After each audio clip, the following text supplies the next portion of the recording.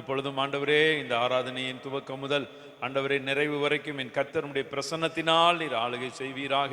உம்முடைய கிருபையினால் நீர் ஆளுகை செய்வீராக. உம்முடைய தயவினால் நீர் ஆளுகை செய்வீராக. உம்முடைய இரக்கத்தினால் நீர் ஆளுகை செய்வீராக. ஆண்டவரே, எல்லா விதமான கிருபையை வந்திருக்கிற ஒவ்வொரு ஜனங்கள் மீதும் என் கர்த்தர் நீர் ஆண்டவரே பொழிய பண்ணுவீராக என்று சொல்லி இயேசு கிறிஸ்துவின் நாமத்தினாலே நாங்கள் ஜெபிக்கிறோம். ஆண்டவரே, பாடல் வேளையிலே என் கர்த்தர் தாமே மகிமைப்பட்டு, ஆராதனை வேளையிலே ஜனங்களுக்கு என் கர்த்தர் தாமே ஆண்டவரே நீருடைய கிருபையை விளங்க பண்ணி உடைய தயவுள்ள கரத்தினால் கர்த்தர் நீர் நடத்துவீராக. உடைய பலத்த பிரசன்னம் ஆளுகை செய்யட்டும். இயேசு கிறிஸ்து மூலமாய் ஜெபிக்கிறோம் நல்ல பிதாவே, ஆமென். நம்ம எல்லாரும் எழுந்து நிற்போம். ஒரு பாடலுடைய ஒரு கவியை பாடி நாம் பாடல் வேலைக்குள்ள செல்ல போகிறோம். இன்று முதல் நான் உன்னை ஆசீர்வதிப்பேன், எல்லையில்லா நன்மைகளினால் நிரப்பிடுவேன் என்று சொல்லி இந்த பாடலை நாம் பாடி அப்படியே நாம் இந்த ஆராதனையினுடைய துவக்க பகுதிக்குள்ள நாம் கர்த்தரை மகிமைப்படுத்தும்படியாய் நாம் இந்த இடத்துல கூடி வந்திருக்கிறோம். எங்களோடு இணைந்து இந்த பாடலை பாடி கர்த்தரை மகிமைப்படுத்துவோம். இன்று முதல் நான் உன்னை ஆசீர்வதிப்பேன், எல்லையில்லா நன்மைகளால் நிரப்பிடுவேன். இன்று முதல் நான் உன்னை ஆசீர்வதிப்பேன், எல்லையில்லா நன்மைகளால் நிரப்பிடுவேன்.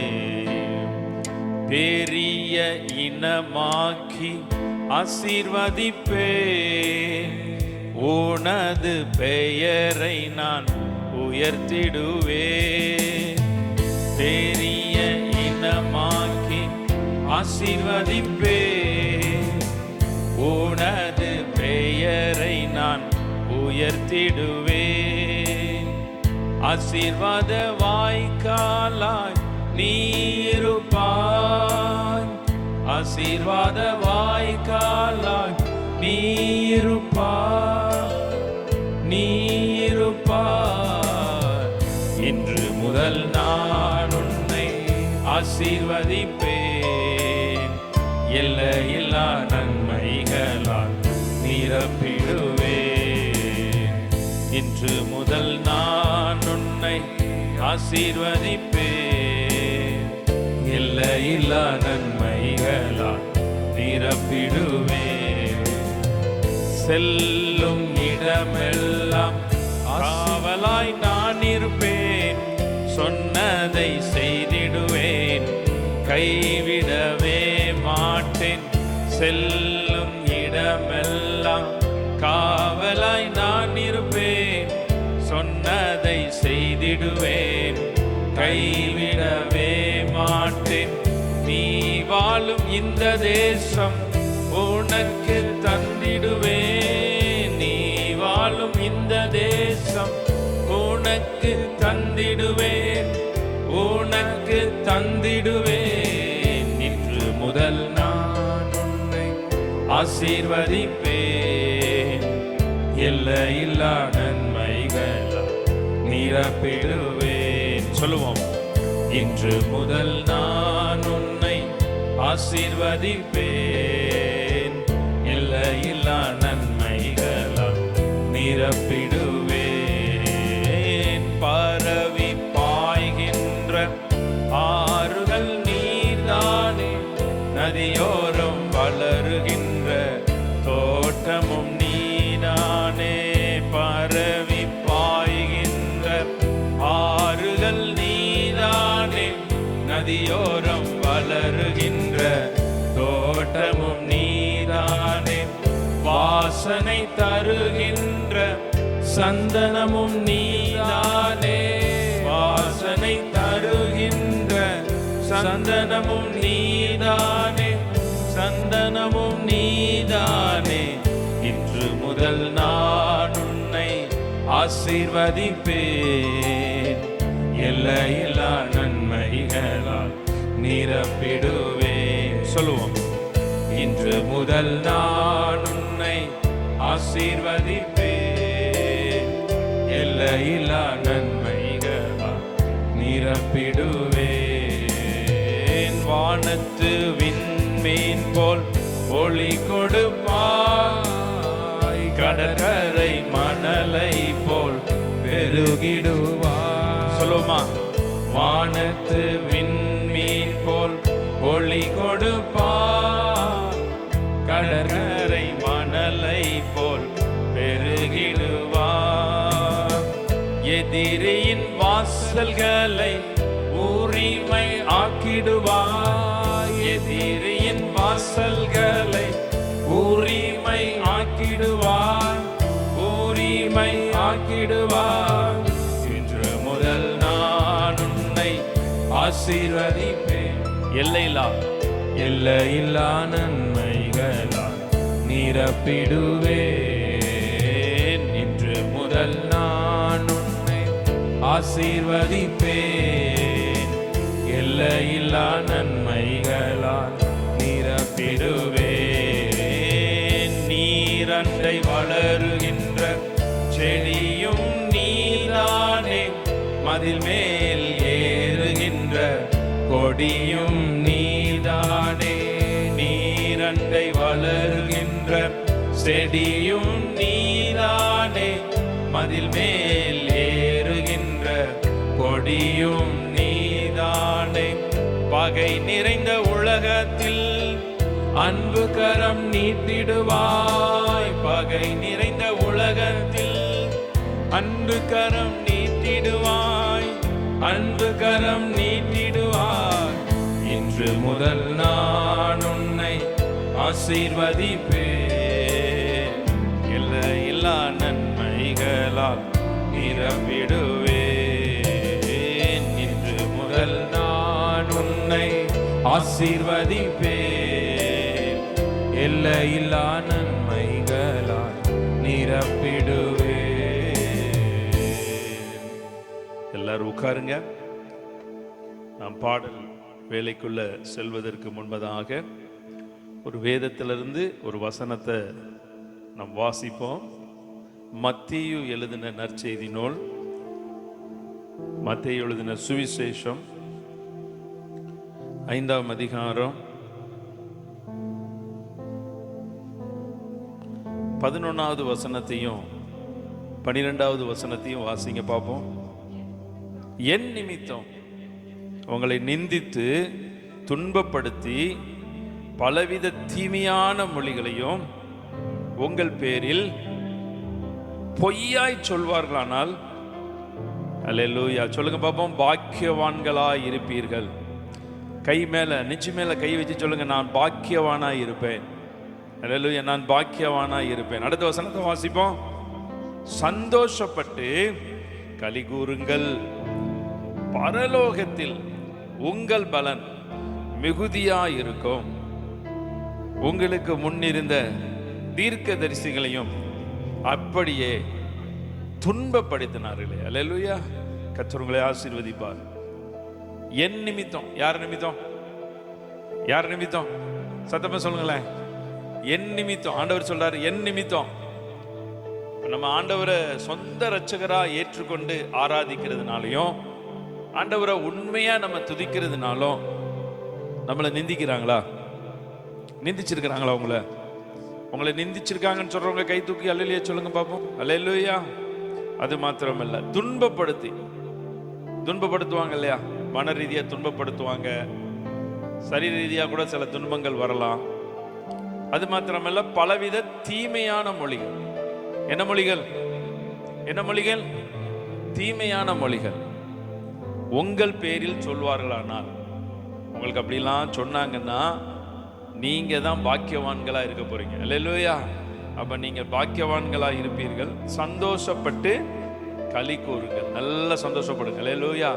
கடந்த நாட்கள்ல, கடந்த 5 மாதம் எத்தனை நிந்தனை உங்களுக்கு வந்திருந்தாலும் சரி, கொஞ்சம் குறைச்சிட்டு தம்பி, சவுண்ட் ஜாஸ்தியா இருக்கு. அப்போ எவ்வளவு நிந்தனைகள் உங்க வாழ்க்கையில வந்திருந்தாலும் சரி, சில துன்பங்கள் வழியா நீங்க வந்திருந்தாலும் சரி, இன்னைக்கு நம்மளுக்கு ரொம்ப ஒரு மகிழ்ச்சி. ஏன்னா இந்த 5வது மாதம் 31ஆம் தேதி 5வது வாரம். அல்லேலூயா. நம்ம நல்ல மனதார இன்னைக்கு நன்றி சொல்லி நல்லா துதிச்சு ஆராதனை பண்ண போகிறோம்.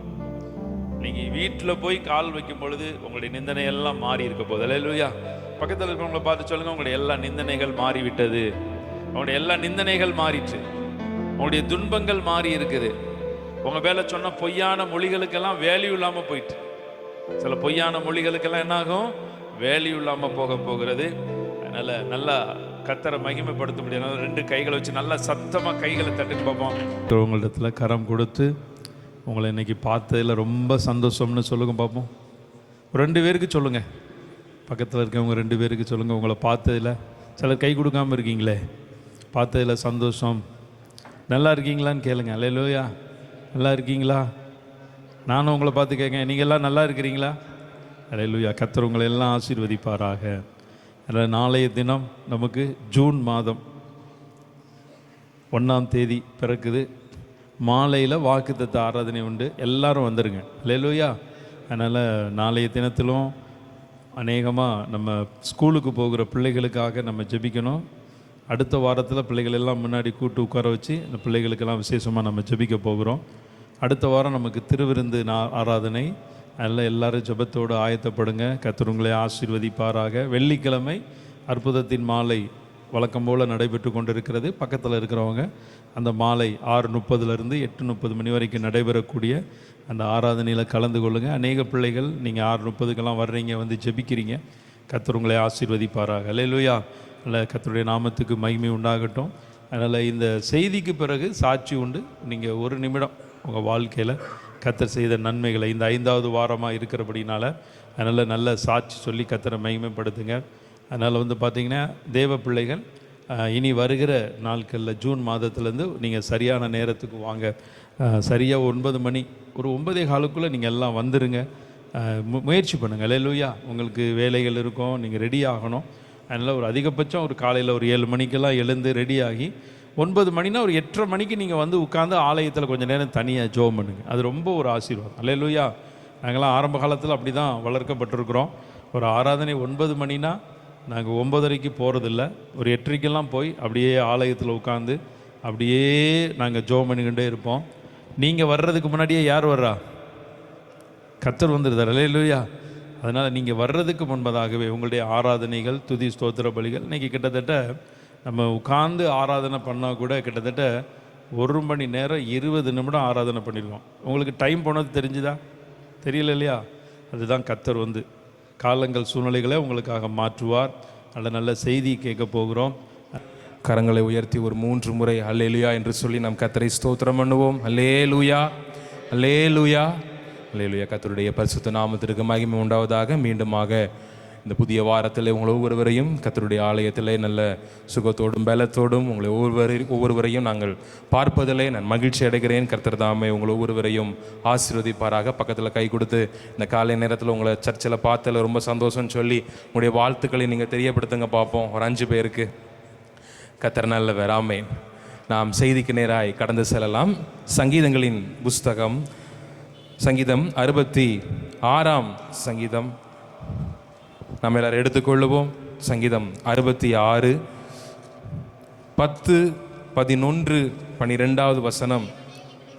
தேவனே எங்களை சோதித்தீர், வெள்ளியை புடமிடுகிறது போல எங்களை புடமிட்டீர். எங்களை வலையில் அகப்படுத்தி எங்கள் இடுப்புகளின் மேல் வருத்தமான பாரத்தை ஏற்றினீர். மனுஷரை எங்கள் தலையின் மீது ஏறி போக பண்ணினீர். தீயையும் தண்ணீரையும் கடந்து வந்தோம், செழிப்பான இடத்தில் எங்களை கொண்டு வந்து விட்டீர். ஹல்லேலூயா. நம் கண்களை மூடி ஜெபம் பண்ணுவோம். அன்பின் ஆண்டவரே, நன்றியோடும் நாங்கள் துதிக்கிறோம், நாங்கள் ஸ்தோத்திரிக்கிறோம். நீர் கொடுத்த நல்ல வார்த்தைக்காக நாங்கள் நன்றி செலுத்துகிறோம். இந்த நாளில் எங்களோடு நீர் பேசும், நாங்கள் காத்திருக்கிறோம். மீதியான நேரம் முழுவதையும் பொறுப்படுத்திக் கொள்ளும். இயேசுவின் மூலம் ஜெபிக்கிறோம் அன்பின் பரலோக பிதாவே, ஆமேன். கர்த்தருடைய பரிசுத்த நாமத்திற்கு மகிமை உண்டாவதாக. கிறிஸ்துவுக்குள் பிரியமானவர்களே, இந்த காலை நேரத்திலே உங்கள் ஒவ்வொருவரையும் நான் பார்க்கதிலே மகிழ்ச்சி அடைகிறேன். இன்று நாம் சில வார்த்தைகளை குறித்து, கர்த்தர் நம்மோடு என்ன காரியங்களை குறித்து தியானிக்க போகிறார், ஆண்டவர் நம்மோடு என்ன பேச போகிறார் என்பதை நாம் சரியாய் கவனிக்க போகிறோம். இன்று என்னுடைய செய்தியின் தலைப்பு என்னன்னா, சோதனையில் இருந்து செழிப்பான இடத்திற்கு. சொல்லுங்க பார்ப்போம். சோதனையில் இருந்து செழிப்பான இடத்திற்கு. ஒரு மனிதனுடைய வாழ்க்கையில் அவன் ஒரு ஆசீர்வாதத்தை பெற்றுக்கொள்ள வேண்டும், அவன் நன்மைகளை அனுபவிக்க வேண்டும், அவன் தன்னுடைய இருக்கிற நிலையிலிருந்து உயர வேண்டும் என்றால் முதலாவது அவனுடைய வாழ்க்கைகள் என்ன வருதுன்னா சோதனை வருது. என்ன வருது? சோதனை வருது. சோதனை இல்லாம யாருடைய வாழ்க்கையிலையும் ஜெயம் கிடையவே கிடையாது. அதான் எங்க சங்கீதத்தில் நம்ம வாசிக்கிறோம். இந்த சங்கீதத்தை முடிக்கும் போது அந்த சங்கீதத்தை எழுதின அந்த ஆசிரியர் எங்க முடிக்கிறார் அப்படின்னா செழிப்பான இடத்திற்கு என்று முடிக்கிறார். அல்லேலூயா. இந்த 3 வசனங்களையும் தியானிச்சோம் அப்படின்னா அந்த வருஷமே தியானிக்கலாம். ஆனால் இந்த சங்கீதத்தை இந்த 10வது வசனத்தில் நம்ம வாசிக்கிறோம், தேவனே எங்களை சோதித்தீர் என்று சொல்லி ஆரம்பிக்கிற அந்த ஆசிரியர் இந்த சங்கீதம் இந்த 12வது வசனத்தை முடிக்கும் பொழுது செழிப்பான இடம் என்கிற இடத்துல கொண்டு போய் அவர் முடிக்கிறார். ஆமேன். இன்னைக்கு நமக்கு நிறைய சோதனைகள் வருது. பிரதர், நாங்கள் வாழ்க்கையில் சோதனையவே சந்திக்கலை அப்படின்னு சொல்கிறவங்க யாராவது இருக்க முடியுமா? யாராவது இருக்கீங்களா? நாங்கள் எந்த பிரச்சனையும் சந்திக்கலை, எங்கள் வாழ்க்கையில் எந்த போராட்டமும் கிடையாது, எங்கள் வாழ்க்கை அப்படியே ரொம்ப ஸ்மூத்தாக போகுதுன்னு யாராவது சொல்ல முடியுமா? சொல்லவே முடியாது. எல்லாருடைய வாழ்க்கையிலையும் ஒரு சோதனைகளை நாம் கடந்து போகிற வேண்டிய கட்டாயத்தில் நம்ம இருக்கிறோம். சரி, இப்போ சின்ன பிள்ளைங்களுக்கு என்ன சோதனை வரும்? இப்போ அவங்களுக்கு என்ன சோதனை? 1 மாதம் நல்ல லீவ் விட்டுட்டாங்க, நல்லா ஊருக்கு போய் என்ன பண்ணியாச்சு, எல்லா பக்கமும் ஜாலியாக என்ன பண்ணியாச்சு, சுற்றி பார்த்தாச்சு, பாட்டியை பார்த்தாச்சு, தாத்தாவை பார்த்தாச்சு, அத்தை சித்தி சித்தப்பா யாரெல்லாம் பார்க்கணுமோ என்ன பண்ணியாச்சு, சந்தோஷமாக பார்த்தாச்சு. இப்போ ஜூன் 1 அவங்களுக்கு என்ன ஸ்டார்ட் ஆக போகுது சொல்லுங்க? ஸ்கூல் ஸ்டார்ட் ஆக போகுது. சந்தோஷமாக போவாங்கன்னு நினைக்கிங்க நீங்கள்? கிடையவே கிடையாது. அம்மா ஒரு 2 நாள் கழித்து போகிறேனே, ஸ்கூல் 1ஆம் தேதி நீங்கள் ஓப்பனிங், ஆனால் பிள்ளைங்களுக்கு 1ஆம் தேதி போக மனசு இருக்குமா? ஏம்மா வேண்டவே வேண்டாம், ஒரு 2 நாள் மட்டும் நான் லீவ் எடுத்துக்கிறேனே. பாருங்க, 1ஆம் தேதி ஆல் ப்ரெசன்ட் எந்த ஸ்கூல்லையுமே என்ன பண்ணாது, இருக்காது. அப்போ தான் ஊரில் இருப்பாங்க, ஊர்லேருந்து வந்துட்டு இருப்பாங்க. ஒன்றா ஏதாவது வேற காரியங்களாக இருக்கும், பஸ்ஸு கிடைக்காது, ட்ரெயின் கிடைக்காது, ரொம்ப கூட்டமாக இருக்கும். அப்போ 2 நாள் கழிச்சுன்னா ஃப்ரீயாகும், இப்படியா வருவாங்க. எந்த பிள்ளைங்களும் சந்தோஷமாக ஸ்கூலுக்கு போகிறது கிடையாது.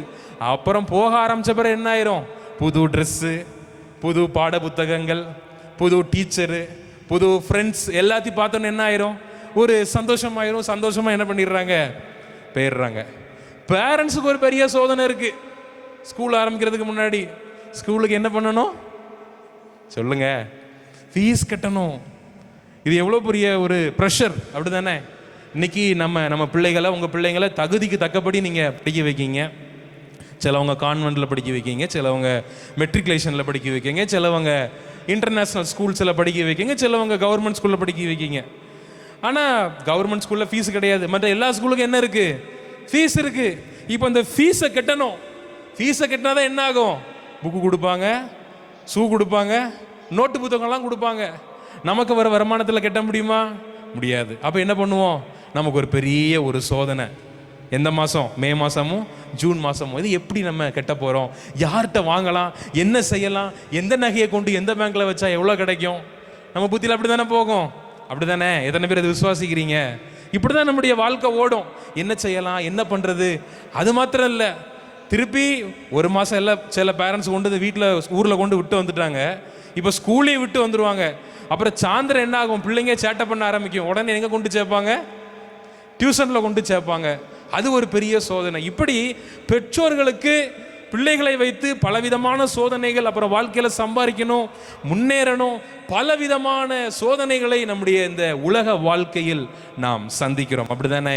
சோதனைகளை சந்திக்காத மனுஷன் யாருமே இல்லை. ஆண்டவரையே சோதிச்சான் பாருங்க. யாரு? பிசாசு. அவனுக்கு என்ன பேரு? சோதனைக்காரன். ஆனால் இங்கே சங்கீதத்தில் வாசிக்கிறோம், தேவனே எங்களை சோதித்தீர், தேவனே எங்களை சோதித்தீர். பல வேளைகளில் யார் நம்மளை சோதிப்பாங்க அப்படின்னா ஆண்டவர் நம்மை சோதிப்பார்.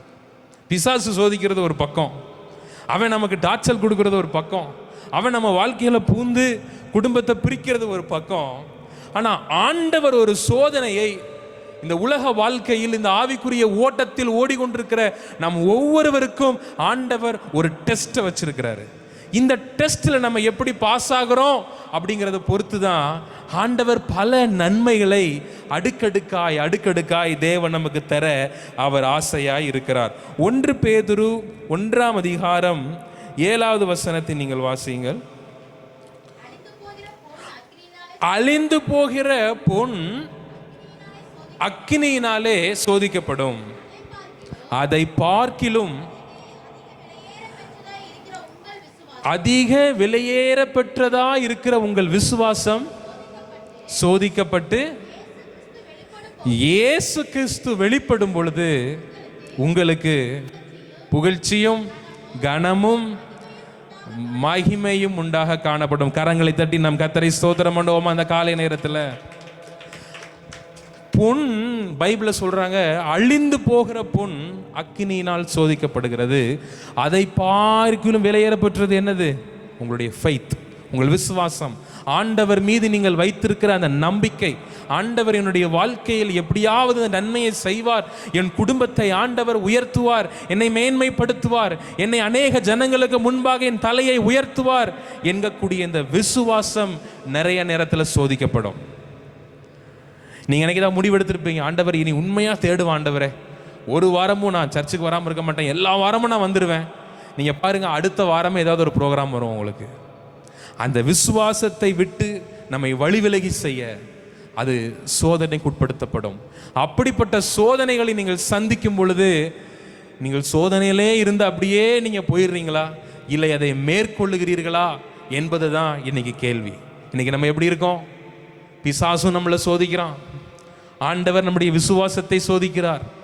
இந்த விசுவாச சோதனையில் அநேக கிறிஸ்தவர்கள் விழுந்து போகிறார்கள். இன்று ஏதோ ஒரு சின்ன பிரச்சனை இருந்தால் போதும், ஒரு சின்ன ஒரு காரியம் இருந்தால் போதும், ஆண்டவர் எனக்கு என்ன பண்ணாரு, நான் ஆராதிச்சு என்னத்துக்கு, நான் சர்ச்சுக்கு போய் என்னத்திற்கு, நான் தேடி என்னத்திற்கு, நான் காணிக்கை கொடுத்த என்னத்துக்குன்னு சொல்லி நாம் நம்முடைய விசுவாச ஓட்டத்தை விட்டு நாம் வழி விலகி சென்று விடுகிறோம். என் அன்புக்குரியவர்களே, ஆண்டவர் நம்மை சோதித்த பின் நம்மை எப்படி மாற்றுவார்? நம்மை சுத்த பொன்னாய், அழகாய், மேன்மையாய் அவர் மத்திய ஆகாயத்தில் வெளிப்படும் பொழுது பல நன்மைகளை உங்களுக்கும் எனக்காக வைத்திருக்கிறார். அதை பெற்றுக்கொள்ளாதபடிக்கு தான் இன்னைக்கு சத்ருவானவன் உங்களோடு போராடி கொண்டிருக்கிறான். உங்கள் விசுவாச வாழ்க்கையை விட்டு உங்களை வழிமாறி சென்று உலகத்திலே உங்களை கொண்டு போய் மாட்டிவிட்டு உலகத்தான் போல இன்னைக்கு நம்மை மாற்றி கொண்டிருக்கிறான். கேட்டால் இன்னைக்கு என்ன தெரியுமா பிரதர், நம்ம உலகத்தோடு நம்ம பழகிக்கணும், நம்ம அப்டேட்டடாக இருக்கணுமா? எப்படி இருக்கணுமா? அப்டேட்டடாக. நான் ஒரு தம்பிகிட்ட பேசிகிட்டு இருந்தேன், நல்ல கம்பெனியில் வேலை பார்க்குறான். அப்போ அவனுடைய ஆவிக்குரிய வாழ்க்கையிலேருந்து கொஞ்சம் வழி விலகி போகிற மாதிரி இருந்தது. நான் அவன்கிட்ட சொன்னேன், என்னப்பா நீ நல்லா சர்ச்சுக்கு போயிட்டு இருந்தியே, நல்லா ஆராதிச்சியே, கர்த்தரை நல்லா தேடுனியே, இன்னைக்கு நீ ஏன் இப்படி சர்ச்சுக்கு போகாமல் இப்படி நீ வழி விலகி இருக்கிறியே, உன் ஃப்ரெண்ட்ஸோட நீ ஊரை சுற்றுறியே, இதெல்லாம் நியாயமா? நீ ஒரு கிறிஸ்துவ குடும்பத்தில் பிறந்து நீ இப்படி பண்ணலாமான்னு கேட்டால் அவன் சொல்கிறான், பிரதர் எல்லாம் கரெக்டு தான், நம்ம என்ன ஆகிக்கணும்? அப்டேட் ஆகிக்கணும். இன்னைக்கு உலகத்திற்கு நம்ம அப்டேட் ஆகிறோமா, இல்லை நம்மளை பார்த்து உலகம் அப்டேட் ஆகுதா அப்படிங்கிறது ஒரு பெரிய கேள்வி. இன்னைக்கு நம்முடைய நடக்கை, நம்முடைய ஆவிக்குரிய வாழ்க்கையை பார்த்து உலகம் கற்றுக்கொள்ளணும். ஆனால் இன்னைக்கு நம்ம உலகத்தை பார்த்து கற்றுட்டு இருக்கோம், கொஞ்சம் கொஞ்சமாக மாறுறோம். இது பண்ணால் பிரச்சனை இல்லை பிரதர், இது சின்ன காரியம் தானே, இந்த ஒரு சின்ன காரியத்திற்கு மாத்திரம் இடம் கொடுத்துருவோம். அப்படிதான் உள்ள நுழையும் பாருங்க நம்ம குடும்பத்துக்குள்ள. இந்த ஒரு சின்ன இது மட்டும் தானே, இந்த ஒரு சண்டே மட்டும் தானே, போக வேண்டாம், மற்ற எல்லா வாரமும் நம்ம பார்த்துக்கலாம், இந்த ஒரு காரியம் மட்டும் தானே அப்படின்னு சொல்லி நம்ம இடம் கொடுக்கறது, அது உள்ள பூந்து என்ன ஆயிடுது, நம்ம குடும்பத்தையே சீரழிச்சு ஆண்டவருக்கும் நமக்கும் சம்பந்தமே இல்லை அப்படிங்கிற மாதிரி கொண்டு போயிடுது. இன்னைக்கு நம்ம ரொம்ப ஜாக்கிரதை உள்ளவர்களாய் நாம் இருக்கணும். சோதனை அதை நாம் சந்திக்கிறோம், ஒவ்வொரு நாளும் நமக்கு சோதனைகள் வருகிறது. 1 கொரிந்தியர் 10ஆம் அதிகாரம் 13வது வசனத்தை நீங்கள் எடுத்துக்கொள்ளுங்கள். 1 கொரிந்தியர் மனுஷருக்கு நேரிடுகிற சோதனையே அல்லாமல் வேறே சோதனை உங்களுக்கு நேரிடவில்லை, தேவன் உண்மை உள்ளவராய் இருக்கிறார், திராணிக்கு மேலாக சோதிக்கப்படுகிறதற்கு அவர் இடம் கொடாமல் சோதனையை தாங்கத்தக்கதாக. ஆமென். கரங்களை தட்டி நாம் கர்த்தரை ஸ்தோத்திரம் பண்ணுவோமா? எல்லாரும் உற்சாகமாய் கரங்களை தட்டுவோமா? மனுஷருக்கு நேரிடுகிற சோதனையே அல்லாமல் வேறே சோதனை உங்களுக்கு நேரிடவில்லை. இன்னைக்கு நமக்கு மாத்திரம் தான் பிரச்சனை இருக்கா? உலகத்தில் உள்ளவங்களுக்கு இல்லையா? இல்லை, அவங்களுக்கும் இருக்கு. இன்னைக்கு நம்ம இந்த உலகத்தில் என்னென்ன ப்ராப்ளமை ஃபேஸ் பண்ணுறோம், என்ன பிரச்சனையை ஃபேஸ் பண்ணுறோம், எல்லா காரியமும் உலகத்தில் இருக்கிற ஜனங்களும் அதை ஃபேஸ் பண்ணுறாங்க. ஒரே காரியம், அவங்க அதில் தோற்று போகிறாங்க, நம்ம அதில் ஜெயித்துன்னு இருக்கிறோம். ஆமென். நமக்கும் வியாதி வருது, நமக்கும் கடன் பிரச்சனை வருது, உலகத்தில் உள்ளவங்களுக்கும் வியாதி வருது, கடன் பிரச்சனை வருது. ஆனால் அந்த வியாதியில் கடனில் அவங்க மூழ்கி போகிறாங்க, நாமும் அதில் நீச்சல் அடித்து எழுந்து நிற்கிறோம். ஆமென். எத்தனை பேர் சொல்ல முடியும்? இன்னைக்கு எத்தனையோ பிரச்சனைகளை நம்ம சந்திக்கிறோம். இன்னைக்கு நீங்கள் சந்திக்கிற பிரச்சனை நான் சந்திக்கிறது கிடையாது, நாங்கள் சந்திக்கிற பிரச்சனை நீங்கள் சந்திக்கிறது கிடையாது. ஒவ்வொரு நாளும் நாம் பார்க்கக்கூடிய உலகம் வேற, ஒவ்வொரு மணித்துளியிலும் நாம் சந்திக்கக்கூடிய நிமிடங்கள் வேற. பலதரப்பட்ட பிரச்சனைகளை சந்திக்கிறோம். ஆனால் உங்களையும் என்னையும் எல்லா விதமான பிரச்சனைகளில் இருந்து ஆண்டவர் மீட்டெடுத்திருக்கிறார் என்றால் உங்களை தேவன் உங்கள் மீது கண்ணோக்கமாக இருக்கிறார். ஆமென். இதை தப்பி செல்ல ஒரு வழியை ஆண்டவர் ஆயத்தப்படுத்தி கொடுக்கிறார். அதில் அழகாக ஒரு வசனம் இருக்கு, திராணிக்கு மேலாக சோதிக்கப்பட ஒரு நாளும் விட மாட்டார். ஒரு பாட்டு உண்டு, திராணிக்கு மேலாக சோதிக்கப்பட ஒரு நாளும் விட மாட்டார். கரந்தட்டி பாடுவோமா? திராணிக்கு மேலாக சோதிக்கப்பட, ஆமீன், ஒரு நாளும் விட மாட்டார். தாங்கிடும் தப்பிச் செல்ல, ஆமேன், தப்பிச் செல்ல வழி செய்வார். தாங்கிடும் பலன் தரு, ஆமேன், தப்பிச் செல்ல வழி செய்வார். ஆமேன், தப்பிச் செல்ல வழி செய்வார். ஆமேன், தப்பிச் செல்ல வழி செய்வார். போதும், ஹல்லேலூயா. அதை தப்பிச் செல்ல வழி செய்வார். ஆமேன். உங்களுக்கு ஒரு வழியை இந்த காலை நேரத்தில் என் தேவனாகிய கர்த்தர் ஆயத்தப்படுத்துகிறார். பக்கத்தில் கை கொடுத்து சொல்லுங்க, நீங்கள் போகிற இந்த சோதனையின் பாதையில் கர்த்தர் உங்களுக்கென்று ஒரு வழியை அவர் ஆயத்தப்படுத்துகிற தேவன். கோணலான பாதைகள், கரடு முரடான பாதைகள் உங்களுக்கு முன்பாக இருக்கலாம். ஆனால் உங்களை சோதனையில் இருந்து தப்பிக்கொள்ள, அதிலிருந்து நீங்கள் ஜெயம் எடுக்க, ஜெயத்தோடு இந்த உலகத்தில் இன்னும் நீங்கள் சந்தோஷமாய் வாழ ஒரு புதிய வழியை தேவன் இந்த காலை நேரத்தில் உங்களுக்காக திறந்து வைக்கிறார். ஆமென். யாக்கோபு 1 அதிகாரம் 12வது வசனத்தை நீங்கள் வாசியுங்கள். யாக்கோபு, சோதனையை சகிக்கிற மனுஷன் பாக்கியவான், அவன் உத்தமன் என்று விளங்கின பின்பு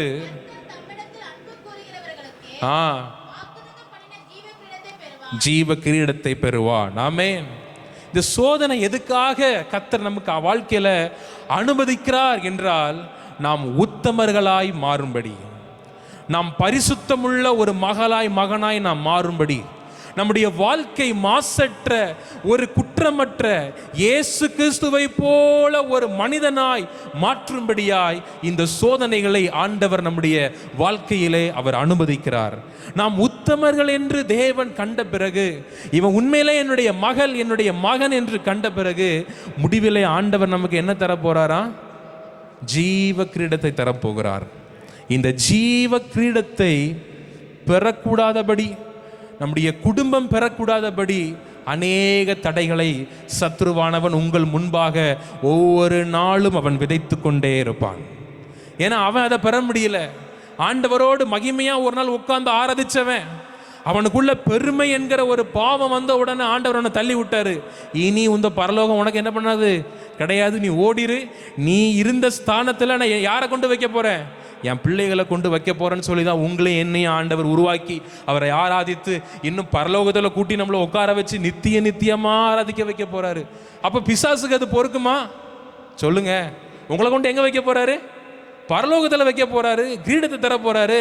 அப்ப அவன் இழந்து போன ஒரு ஸ்தானத்தில் உங்களை கொண்டு மகிமையா உட்கார வைக்க போறாரு. அப்ப பிசாசு என்ன பண்ணுவான்? விடவே மாட்டான். நான் பெறாத ஒரு பரலோகத்தை, நான் இருந்த இடத்துல நீ எப்படி போலாம்? நீ என் கூட தான் வரணும்னு சொல்லி ஒரு கூட்ட ஜனங்களை அவன் நரகத்திற்கு நேராக இன்று அவன் ஆயத்தப்படுத்தி கொண்டிருக்கிறான். அந்த நரகத்திற்கு நேராக ஆயத்தம் பண்ணி கொண்டிருக்கிற இந்த உலகத்திலே நாம் வாழ்ந்து கொண்டிருக்கிறோம். இதே உலகத்தில் ஒரு கூட்ட பக்தி உள்ள ஜனத்தை என் தேவனாகிய கர்த்தர் பரலோகத்துக்கு என்று தேவன் ஆயத்தப்படுத்தி கொண்டிருக்கிறார். ஆமென். இந்த பரலோகத்திற்கு போகக்கூடிய நாம் நம்முடைய ஜீவ கிரீடத்தை இழந்து போகாதபடிக்கு நம்முடைய விசுவாசத்தை ஆண்டவர் சோதிக்கிறார். இன்னைக்கு உங்கள் வாழ்க்கையில் பல கவலைகள், நிந்தனைகளை நீங்கள் சந்திக்கலாம். ஆனால் எல்லா காரியங்களுக்கு பிறகு என் தேவனாகிய கர்த்தர் ஒரு வாடாத கிரீடத்தை உங்களுக்கு தருவார். அவர் பரலோகத்தில் மாத்திரம் தருவதல்ல, ஆண்டவர் நிமித்தமாய் நீங்கள் என்னத்தை இழந்து போனாலும் அது உங்களுக்கு இம்மையிலும் 100%, மறுமையிலும் 100%. பக்கத்தில் கை கொடுத்து சொல்லுங்க, ஆண்டவருக்காக நீங்கள் எதை இழந்து போனாலும் அதை இம்மையிலையும் ஆண்டவர் நூறத்தனையாய் தருவார், மறுமையிலையும் என் தேவனாகிய கர்த்தர் நூறத்தனையாய் தந்து உங்களுடைய வாழ்க்கையும் தேவன் அழகாய் மாற்றுவார். இந்த சோதனையில் இருந்து ஆண்டவர் ஒரு மனிதனை பல நிலைகளின் வழியாக செழிப்பான இடத்திற்கு கொண்டு செல்கிறார். ஒரு 3 படிநிலைகளை நாம் இங்கு பார்க்க போகிறோம். முதலாவது நம்ம பார்க்க போகிறோம் சங்கீதம் 66ஆம் சங்கீதம் 10வது வசனத்தை நீங்கள் எடுத்துக்கொள்ளுங்கள். 10வது வசனத்தை யாராவது ஒருவர் நீங்கள் வாசிக்கலாம். தேவனே எங்களை சோதித்தீர், வெள்ளியை புடமிடுகிறது போல எங்களை புடமிட்டீர். அல்லேலூயா. அழகா இந்த வசனம் சொல்லுகிறது, தேவனே எங்களை சோதித்தீர். ஆண்டவர் எப்படி புடமிடுறாரா? வெள்ளியை புடமிடுகிறது போல் நம்மை புடமிடுகிற தேவன்.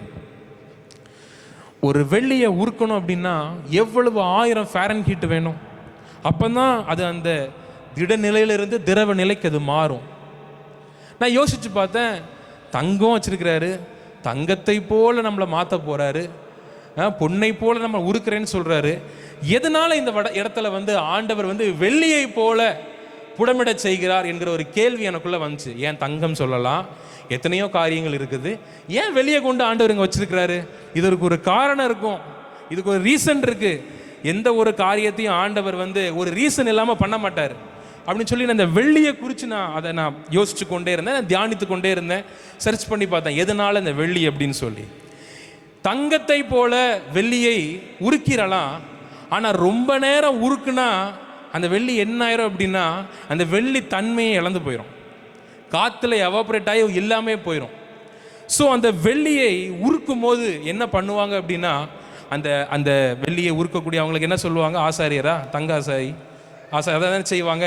அதை கரெக்டாக அந்த கோல்டு ஸ்மித் அவங்க தான் பண்ணுவாங்க. அந்த வெள்ளியை கரெக்டாக அதில் போட்டு அந்த கரெக்டான ஃபாரன்ஹீட்டில் அதை ஹீட் பண்ணுவாங்க. அந்த ஹீட் பண்ணும்போது என்ன ஆகும் அப்படின்னா, அந்த வெள்ளி அந்த வெள்ளியில் இருக்கிற தேவையில்லாத அந்த அழுக்குகள், அந்த கரைகள், அதில் இரும்பு இருந்தாலும் அதில் என்னென்ன அதில் சேர்ந்திருந்தாலும் அது என்ன ஆயிரும் அப்படின்னா, அதை கரெக்டாக அந்த ஃபாரன்ஹீட்டில் வச்சு அந்த குறிப்பிட்ட நேரம் அதை ஹீட் பண்ணும்போது என்ன ஆயிரும், அது எல்லாமே பறந்து போயிடும். அப்போ அதை கரெக்டாக பார்த்து என்ன பண்ணிடுவார், அதை வெளியே எடுத்துருவார்.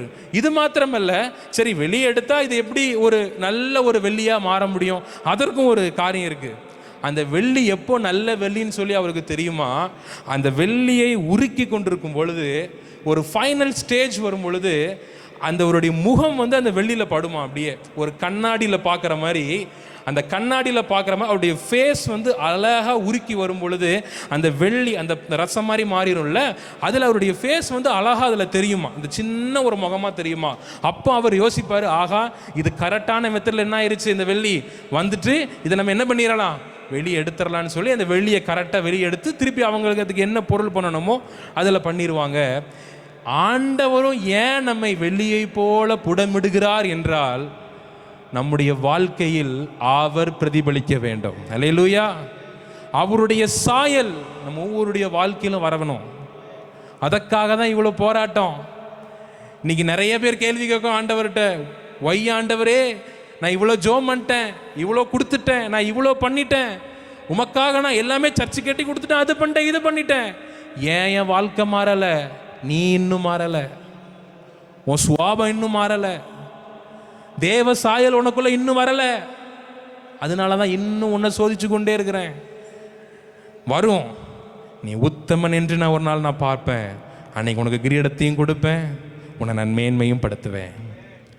அந்த சோதனை எப்படி கொஞ்ச நேரம் தான் அதில் வெளியே அந்த ஹீட் பண்ணுவாங்க, ரொம்ப நேரம் பண்ணால் அது காணாமல் போயிடும்.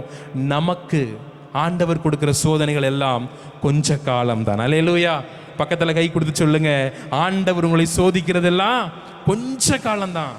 அந்த கொஞ்ச காலம் சோதனைக்கு அப்புறம் ஆண்டவர் உங்களை மகிமையாய் மாற்றுவார். கொஞ்ச காலம் பாடு அனுபவிக்கிற உங்களை கர்த்தர் சீர்படுத்தி, ஸ்திரப்படுத்தி, பலப்படுத்தி உங்களை நிலை நிறுத்துவார். அந்த நிலை நிறுத்துற வரைக்கும் அந்த சோதனையில் நம்ம தாக்கு பிடிக்கணும். இன்னைக்கு இதுக்கு தாக்கு பிடிக்க முடியாம இந்த கிறிஸ்தவ ஜீவியத்தை விட்டு எல்லாரும் ஓடிடுறாங்க.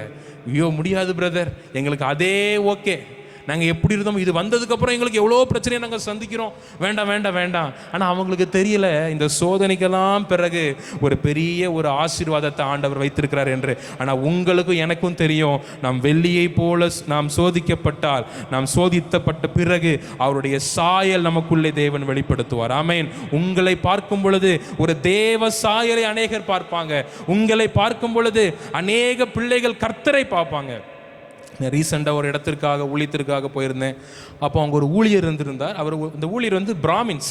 அவர் நல்ல ஒரு அந்த பிராமண குடும்பத்திலிருந்து ஆண்டவரை சொந்த இரட்சகராய் அவர் ஏற்றுக்கொண்டார்.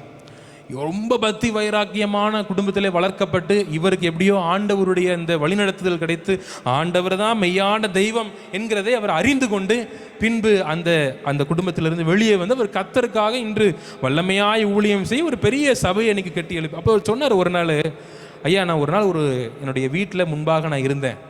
அப்போ என்னை சந்திப்பதற்காக ஒரு நபர் ஒருத்தர் வந்திருந்தார். நாங்கள் வாடகை வீட்டில் இருந்தோம். மேலே ஒரு வீடு இருந்தது, அந்த வீட்டுக்கு ஒரு நபர் வந்திருந்தார். அப்போ நான் என் வாசலில் நான் நின்றுட்டு இருந்தேன். அப்போ என் நபர் வந்து கேட்டார், இந்த மேலே குடியிருக்கிறவங்க என்கிட்ட இருக்காங்களான்னு கேட்டாங்க. நான் சொன்னேன் இல்லை, அவங்க வெளியூர் போயிருக்காங்க, நீங்கள் 2 வாரம் கழிச்சு வாங்கன்ட்டு. அப்போ திடீர்னு என்னை பார்த்து பிரமித்து போய் நின்றார். பிரமித்து போய் நின்று என் காலில் அப்படியே அவர் விழுந்துட்டார். விழுந்த உடனே நான் எழுப்புனேன் அவரை, ஐயா எந்திரிங்க, என்ன எந்திரிங்க, என்ன ஆச்சு, ஏன் என்னுடைய காலில் விழுறீங்க அப்படின்னு கேட்டேன். அவர் ஒரு இந்து மனிதர், காலில் விழுந்தவர். அவர் சொன்னாராம், இல்லை உங்களுக்குள்ள ஒரு தெய்வீக தன்மையை நான் பார்க்குறேன், பெருமாளை நான் பார்த்துட்டேன் இன்னைக்கு உங்களுக்குள்ள அப்படின்னாராம். யார் சொல்கிறா? யார் சொல்கிறா? ஒரு இந்து மனிதர் யாரை பார்த்து சொல்கிறாரு? கிறிஸ்தவ மனிதரை பார்த்து சொல்கிறாரு. என்ன சொல்கிறாரு? ஒரு பெருமாளை நான் பார்த்துட்டேனே, உமக்குள்ள இருக்கிற தெய்வத்தை நான் பார்த்துட்டேனேன்னு சொல்லி அவர் அப்படி தரையில் விழுந்துட்டாராம். அவருக்கு ரொம்ப அப்படியா நடுங்கி போயிட்டாராம். இவர், ஏன் நீ எந்திரி, எனக்கே கொஞ்சம் கேட்க பயமாக இருக்குது, நான் கடவுள் கிடையாது, கடவுள் ஒருத்தர் பரலோகத்தில் இருக்கிறார் அப்படின்னு சொல்லி ஆண்டவர் அன்பை பற்றி சொல்லி அவர் அனுப்புனாராம். ஏன் சொல்கிறேன் அப்படின்னா, இன்னைக்கு நாம் ஒவ்வொருவரையும் பார்க்குறவங்க யாரை பார்க்கணும்? இயேசுவை பார்க்கணும். இன்னைக்கு இயேசு உங்களுக்குள்ளே பார்க்குறாங்களா? இல்லை சண்டைக்காரியை பார்க்குறாங்களா? சண்டைக்காரனை பார்க்காங்களா? இல்லை யாரை பார்க்குறாங்க? நீங்கள் தான் முடிவெடுத்துக்கோங்க. இல்லை இந்த அக்கா ரொம்ப கோவப்படுவாங்க, இந்த அண்ணன் ரொம்ப கோவப்படுவாங்க, இந்த தம்பி நல்ல தம்பியே கிடையாது, எதுக்கு எடுத்தாலும் சிடு மூஞ்சி, அப்படி உங்களை பார்க்குறாங்களா? இல்லை இல்லை இல்லை, இந்த பிரதர் ரொம்ப நல்ல பிரதர், ரொம்ப அன்பாக பேசுவாங்க, என்ன காரியம் கேட்டாலும் போய் நடக்கும்னு சொல்லி உங்கள்கிட்ட வர்றாங்களா என்கிறத நீங்கள் தான் டிசைட் பண்ணணும். இன்றைக்கி உங்களுடைய வாழ்க்கை இயேசுவை போல மாறணும். அதனால தான் ஆண்டவர் முதலாவது வெள்ளியை உங்களுக்கு முன்பாக வைத்திருக்கிறார். நீங்கள் வெள்ளியை போல சோதிக்கப்பட வேண்டும். 2வது நாம் பார்க்க போகிறோம், சங்கீதம் 66:11 வசனத்தை நாம் வாசிக்கிறோம். எங்களை வலையில் அகப்படுத்தி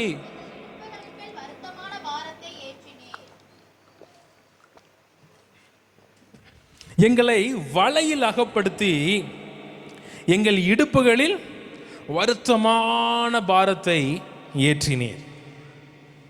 வெளியே போல சோதனை முடிஞ்சிட்டு அப்புறம் நம்ம வாழ்க்கையில் என்ன நடக்குது அப்படின்னா, வலையில சிக்க வைக்கிறார் ஆண்டவர். நம்ம இடுப்புகளின் மேல வருத்தமான பாரத்தை ஏற்றி விடுறாரு. இன்னைக்கு வலையில் அகப்படுறது அப்படி என்னன்னா, இன்னைக்கு ஈஸியா கிறிஸ்தவ ஜனங்களானாலும் சரி, புறஜாதி ஜனங்களானாலும் சரி, கடன் என்கிற வலையில் என்ன பண்ணிடுறாங்க, ஈஸியா போய் விழுந்துடுறாங்க. தெரிஞ்சு நம்ம சிக்கிறோமோ தெரியாம நம்ம சிக்கிறோமோ, ஆனால் கிறிஸ்தவ பிள்ளைங்களுக்கு எதற்கு ஆண்டவர் அனுமதிக்கிறார் என்றால், செழிப்பான இடத்துல கர்த்தர் உங்களை கொண்டு போய் விட. ஆமேன். கடன் என்கிற ஒரு வலை, குடும்ப பிரச்சனைகள் என்கிற ஒரு வலை, வருத்தமான பாரம், நம்ம சுமக்க முடியாத ஒரு பாரம். கலாத்தியர் 6:2 வசனத்தை ஒருவர் நீங்கள் வாசியுங்கள் பார்ப்போம். கலாத்தியர் 6:2 நீங்கள் வாசிங்க.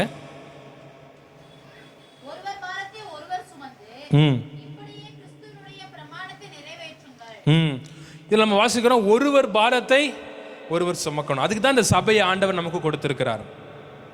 இன்னைக்கு உங்க வாழ்க்கையில பலவிதமான சுமைகளை நீங்க சுமக்கிறீங்க, வலையில சிக்கி இருக்கீங்க, சிக்கியாச்சு. இனி எப்படி நம்ம வெளியே வரணும்?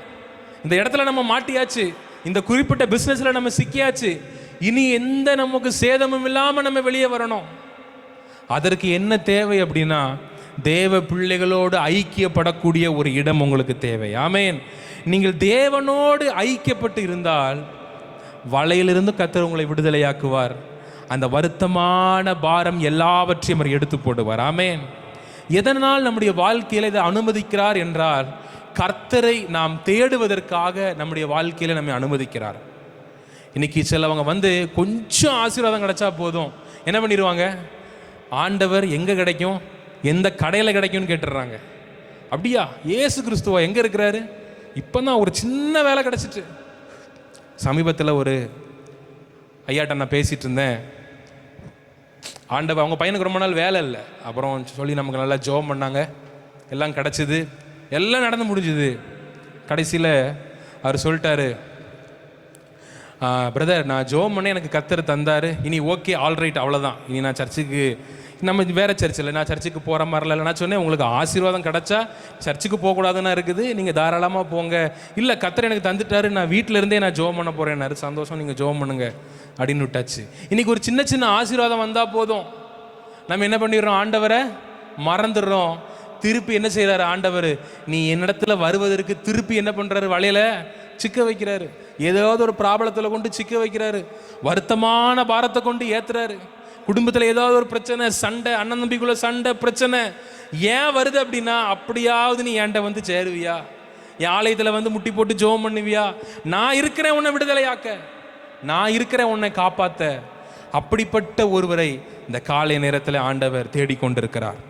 உங்களை வலையில் அகப்படுத்தினது உண்மைதான், உங்கள் மீது தேவன் வருத்தமான பாரங்களை ஏற்றி வைத்தது உண்மைதான். ஆனால் தேவன் எல்லா விதமான பிரச்சனையிலிருந்து உங்களை விடுவிக்க அவர் வல்லவராய் இருக்கிறார். ஆமென். இன்னைக்கு மலை போல உங்க வாழ்க்கையில பிரச்சனைகள் இருக்கலாம்.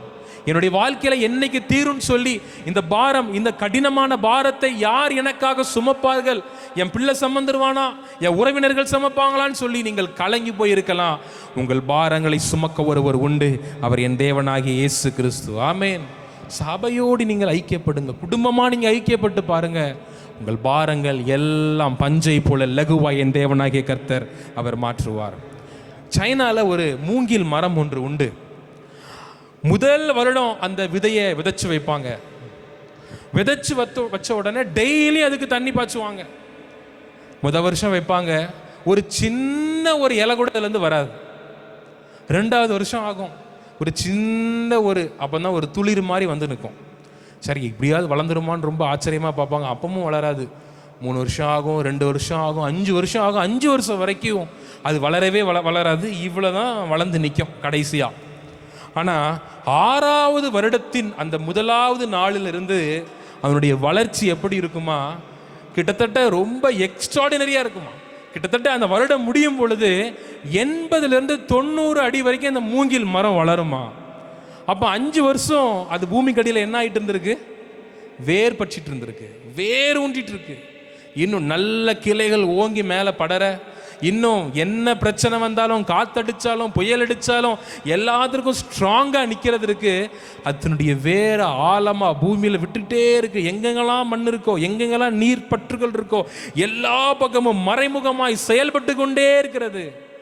எல்லாம் கீழே வேலை முடிஞ்ச உடனே அது என்ன ஆகுது, ஒரே ஆண்டில், அந்த 6வது ஆண்டில் அது தன்னுடைய எட்ட முடியாத உயரத்தை அது எட்டுகிறது. பாருங்க, மூங்கில் மரம் அவ்வளோ சீக்கிரத்தில் அது முறிஞ்சு விழாது.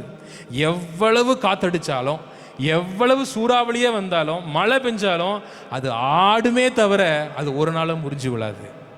இன்னைக்கு நீங்கள் எப்படி இருக்கணும்னா, மூங்கில் மரம் மாதிரி இருக்கணும். ஆண்டவர் உங்களுக்கு கொடுக்குற சோதனைகள், பிரச்சனைகள் எல்லாம் மறைமுகமாய் இன்னும் நீங்கள் ஆசீர்வாதத்திற்கு நேராய் செல்லும்படியாய், அந்த செழிப்பான இடத்திலே அந்த 13வது வசனத்தில் கர்த்தர் உங்களை கொண்டு விடும்படியாய் நீங்கள் கீழே அதை வேரூன்றி கொண்டே இருக்கணும். ஆமென். அதுக்கு தான் ஒவ்வொரு வாரமும் சர்ச்சுக்கு வாங்க, கர்த்தர் ஆராதிங்கன்னு சொல்கிறோம். ஒவ்வொரு நாளும் தேவ சபையிலே நீங்கள் வேரூன்றி நிற்க நிற்க நிற்க நிற்க நிற்க ஏற்ற காலம் வரும் பொழுது என் தேவனாய் கர்த்தர் உங்களை உயர்த்தி கொண்டே இருப்பார். கரங்களை தட்டி கர்த்தரை நாம் எல்லாரும் ஸ்தோத்திரம் பண்ணுவோம். எல்லாரும் கரங்களை தட்டி ஸ்தோத்திரம் பண்ணுவோம். அதான் இந்த வேறுன்றாத படிக்கு சத்ருவானவன் உங்களை எடுத்து போடுவான். இன்னைக்கு நிறைய பேர் எந்த ஒரு சபையிலையும் நிலைச்சு நிற்கிறதே கிடையாது. இங்கே ஒரு வருஷம் இருக்கிறது, அப்புறம் மரத்தோடு பிடுங்கி கொண்டு போய் வேற சர்ச்சில் நாட்டுறது. அங்கே அவருக்கு பிடிக்கலையா, அங்கே பாஸ்டர் பிடிக்கலையா, அங்கே திருப்பி கொண்டு போய் அவங்களுக்கு இப்படி இஷ்டமான இடத்துல உங்கள் மரத்தை நீங்கள் நட்டுக்கிட்டே இருந்தீங்கன்னா என்னைக்கு நம்ம வாழ்க்கையில் நம்ம உயர முடியும்? இன்னைக்கு நமக்கு சாதகமான ஊழியர்களை நம்ம பார்க்கிறோம். யார் என்ன கண்டிக்க கூடாது பிரதர், யார் என்ன சொல்லக்கூடாது, எனக்கு ஆசீர்வாதமான மெசேஜ் மாத்திரம் தான் பேசணும். ஆனால் நம்ம சபையில் யார் அப்படி இல்லை. நீங்கள் எவ்வளவு உங்களை நாங்கள் பேசினாலும் வச்சுனாலும் எங்கள்கிட்ட நீங்கள் அன்பு செலுத்துறீங்க. இன்னைக்கு நிறைய விசுவாசிகள் இந்த சபைகளில் என்ன ஆயிடுச்சு அப்படின்னா, பிடிக்கலையா உடனே எடுத்துரு, மரத்தை எடுத்துரு, வேண்டாம், வேற பக்கம் போய் நாட்டிக்கலாம். இப்படி நீங்கள் ஒவ்வொரு பக்கம் நாட்டி நாட்டி நாட்டி எடுத்துட்டு இருந்தா என்னைக்கு நீங்கள் வேறுபற்ற முடியும்? என்னைக்கு நீங்கள் ஆசீர்வாதங்களை பெற முடியும்? அதனால் ஒரு சபையில நாம் நிலைத்து இருந்து அதே இடத்துல நாம் வேறுபற்றி இருக்கும் பொழுது நாம் பூ பூத்து காய் காத்து கனி கொடுத்து ஆண்டவர் நம்முடைய இந்த உலகம் முழுவதையும் நம்மால் பலனால் தேவன் நிரப்பக்கூடிய நாட்களை தேவன் நிச்சயமாக தருவார். ஆமென். நம்முடைய பிரயாசங்கள், நம்முடைய ஜெபங்கள், நம்முடைய கண்ணீர்கள் அது ஒருபோதும் வீண் போகாது. என் தேவ பிள்ளைகளே, அநேக பாடுகளின் நேரத்தில் நீங்கள் ஜெபம் பண்ணி உங்கள் கண்ணீர் வடித்தது நீங்கள் மறந்து போயிடலாம். ஆனால் உங்கள் கண்ணீர் எல்லாம் தேவ சமூகத்தில் அது பேசிக்கொண்டே இருக்கும். ஆமென். உங்களுக்கு ஆண்டவர் சமூகத்திலிருந்து ஒரு நன்மைகளை பெற்றுக்கொள்ளும்படியாய், ஒரு ஆசீர்வாதத்தை பெற்றுக்கொள்ளும்படியாய் அது ஒவ்வொரு நாளும் அந்த கண்ணீர் தேவ சமூகத்தில் பேசிக்கொண்டே இருக்கும். அதனால அந்த மூங்கில் செடியை போல நீங்கள் வேறுபற்றணும், நிலைத்திருக்கணும். ஆவிக்குரிய வாழ்க்கையில கனி கொடுக்கும்படியாய் எவ்வளவு பிரச்சனைகள் வந்தாலும் உங்களுடைய வாழ்க்கை அழகாய் மாறும்படியாய். ஏன் அப்படி சொல்றோம் அப்படின்னா, 6வது ஆண்டிலிருந்து எப்படி இந்த மூங்கில் மரம் வளருதோ அதே போல ஒரு குறிப்பிட்ட நாளை, குறித்த நாளை உங்களுக்கு தேவன் வைத்திருப்பார். அந்த குறித்த நாளிலே உங்களை உயர்த்துவார், உங்களை மேன்மைப்படுத்துவார். நீங்கள் நினைத்து பார்க்க முடியாத அளவுக்கு ஒரு உயரத்திலே கொண்டு போய் நிறுத்துவார். அந்த பைபிளில் அழகான வசனம் இருக்கும், நீங்கள் நினைத்ததற்கும் வேண்டி, நீங்கள் என்ன வசனம், நீங்கள் நினைப்பதற்கும் வேண்டிக் கொள்வதற்கும் மிகவும் அதிகமாய் கிரியை செய்கிற தேவன். உங்க ஜெபம் பண்ணிட்டு நீங்க மறந்துடலாம், ஆனால் உங்க ஜெபத்தை பார்க்கிலும் 1000 மடங்கு என் தேவன் நன்மைகளை செய்ய அவர் போதுமானவர். ஆமென். முதலாவது நம்ம எதை பார்த்தோம்? முதலாவது நம்ம எப்படி புடமிடுறாரா ஆண்டவர்? வெள்ளியை போல புடமிடுகிறார். ரெண்டாவது நம்ம பார்த்தோம், இடுப்புகளில் எப்படிப்பட்ட பாரத்தை ஏற்றுகிறார்? வருத்தமான பாரத்தை ஏற்றுகிறார். வலையிலே நம்மை அகப்படுத்த வைக்கிறார். எதனால? கர்த்தரை விட்டு நம்ம போயிடக்கூடாது. ஏன்? நம்ம வெள்ளியை போல புடமிட்டு வச்சிருக்கிறாரு. ஒரு வெள்ளியை புடமிட்டு அந்த கோல்டு ஸ்மித் அதை சாதாரணமாக சும்மா தூக்கி போடுவாரா? அது என்ன செய்வாருங்க? பத்திரப்படுத்துவார். நல்ல மணிப்பர்சில் வைப்பார். நல்ல என்ன பண்ணுவார்? நல்ல ஒரு கோத்ரேஜ் லாக்கரை வாங்கி லாக்கருக்குள்ள வைப்பார். நல்ல பெரிய பூட்டை பூட்டுவார். அதே போல தான் ஆண்டவர் நம் ஆசீர்வாதங்களை பெற்றுக்கொள்ளும்படியாய் வலையில நம்ம அகப்படுத்துகிறார். வெள்ளி போல புடமிட்ட நம்மை வலையில் அகப்படுத்தி வருத்தமான பாரம், ஒரு பெரிய ஒரு நீங்கள் பாருங்க, நிறைய நேரத்தில் கப்பலுக்கு நங்கூரம் போடுவாங்க. அப்போ அந்த நங்கூரம் வந்து நல்ல, அது வந்து கப்பலுக்கு பிரேக் கிடையாது. ஆனால் அது நங்கூரம் போட்ட உடனே கப்பல் வந்து அந்த இலக்கை விட்டு போவாது. ஏன்னா கீழே என்ன இருக்குது? வெயிட்டான நங்கூரம் இருக்கு. அதனால அது எவ்வளவுதான் அலையில அசைஞ்சாலும் வச்சாலும் அந்த இடத்தை விட்டு அது நகர்ந்து போகாது, அந்த துறைமுகத்தை விட்டு போகாது. அதே போல கர்த்தர் நம்மை வேலை, நீங்க எங்க அலைஞ்சாலும் நங்கூரத்தை எங்க போட்டு வச்சிருக்காரு ஆண்டவர்? உங்களுக்கு சர்ச்சில் போட்டு வச்சிருக்காரு. நீங்க ஒரு நாள் நீங்கள் கெட்டு போகவே மாட்டீங்க. ஆமேன். அலையடிக்கலாம், பிரச்சனை வரலாம், சூறாவளி வரலாம், என்ன வேணாலும் வரலாம். ஆனால் எதுவும் கிறிஸ்துவின் அன்பை விட்டு உங்களை பிரிக்கவே முடியாது. என்னென்ன காரியங்கள் உங்கள் வாழ்க்கையில் வரலாம், ஆனால் ஆண்டவர் சமூகத்தை விட்டு உங்களை எதுவுமே பிரிக்க முடியாது. மூன்றாவதாய் நாம் பார்க்க போகிறோம். 12வது வசனத்தை நீங்கள் வாசிங்கள். மனுஷரை எங்கள் தலையின் மீது ஏறி போக பண்ணினீர், தீயையும் தண்ணீரையும் கடந்து வந்தோம், செழிப்பான இடத்திலே கொண்டு வந்து விட்டீர். மூன்றாவதாய் செழிப்பான இடத்திற்கு வருவதற்கு முன்பதாக மூன்றாவதாய் கர்த்தர் நம்முடைய வாழ்க்கையில அனுமதிக்கிற காரியம், மனுஷரை எங்கள் தலையின் மீது ஏறி போக பண்ணினீர். எத்தனை பேர் சொல்ல முடியும்? கடந்த நாட்களில் அநேக மனிதர்களால் நான் பல பிரச்சனைகளை சந்தித்தேன்னு சொல்கிறவங்க மாத்திரம் கரங்களை உயர்த்தி அல்லேலூயா சொல்லுங்க பார்ப்போம். யாருக்குமே பிரச்சனை இல்லையா? நான் சொல்கிறேன் அல்லேலூயா. அப்போமாவது நீங்கள் சொல்கிறீங்களா பார்ப்போம். பிரச்சனையே இல்லையா யாருக்கும்? நிச்சயமாக நடந்திருக்கும். மனுஷர் உங்கள் தலையின் மீது ஏறி போயிருப்பாங்க. ஒரு குறிப்பிட்ட காரியத்திற்கு ஒரு மனுஷர்கிட்ட போய் நிற்பீங்க, அது நடக்காது, பண்ண மாட்டேன்னு சொல்கிறாங்க, உங்களுக்கு எகென்ஸ்டாக நிற்கிறாங்க. அப்போ அது என்ன காரியம்? உங்கள் தலையின் மீது ஏறி போகிறாங்க. பிஸ்னஸ் பண்ணுறவங்க இருக்கீங்க, புது இடத்துல போய் நீங்கள் ஆர்டர் கேட்ச் பண்ணணும், இந்த இடத்துல இந்த ஆர்டர் கிடச்சா நல்லா இருக்குமே அப்படின்னு சொல்லி நீங்கள் பிரயாசப்படுறீங்க. ஆனால் உங்களெல்லாம் ஓவர்டேக் பண்ணி யாராவது ஒருத்தர் உங்களை விட ₹1 ₹2 கம்மியாக கொடுத்து என்ன பண்ணிடுறாங்க, உங்களுக்கு வர வேண்டிய கூடிய அந்த ஆர்டர் என்ன பண்ணிடுறாங்க, அவங்க எடுத்துடுறாங்க. அப்போ என்ன, உங்கள் மேலே யார் ஏறி போகிறா? மனுஷர் உங்கள் தலையின் மீது ஏறி போகிறாங்க. இன்னைக்கு நம்முடைய வாழ்க்கையில் நம்ம நிறைய நேரத்தில் விசுவாசிகளாய் நம்முடைய வாழ்க்கையில் மனுஷர்கள் நம்ம மீது ஏறி போகிறாங்க. நம்ம உறவினர்கள், நம்முடைய குடும்பத்தார், யாரை நம்ம அதிகமாக நேசிக்கிறோமோ, யாரிடத்தை நம்ம அதிகமாக நம்ம அன்பு செலுத்துகிறோமோ, கடைசியில் நம்ம தலையின் மீதே அவங்க ஏறி போயிடுறாங்க. இது எவ்வளோ ஒரு கொடுமையான ஒரு காரியம் பாருங்க. ஆனால் அப்படி ஏறி போனவங்களுக்கு தான் ஆண்டவர் என்ன வச்சிருக்காரு தெரியுமா? செழிப்பான இடத்தை தேவன் வைத்திருக்கிறார். கடந்த நாட்களில் பல மனிதர்களால் பலவிதமான நிந்தனைகளை நீங்கள் அனுபவித்திருக்கலாம். பலவிதமான காரியங்கள் வழியாய், பலவிதமான பிரச்சனைகளின் வழியாய் நீங்கள் சந்தித்திருக்கலாம். ஆனால் என் தேவனாகிய கர்த்தர் உங்களை அவர்களுக்கு முன்பதாகவே தேவன் தூக்கி நிறுத்துவார். நம் பைபிளில் யோசேப்பை குறித்து நம்ம பார்க்கிறோம். இதற்கு ஒரு சரியான ஒரு உதாரணம். சொந்த அண்ணன்மார், உடன் பிறந்தவங்க, அவனை எங்கே கொண்டு போடுறாங்க? குழியில் கொண்டு போடுறாங்க. எதனால? அவன் தரிசனம் பார்த்ததுனால, பலவர்னு அங்கேயே தரிச்சதுனால.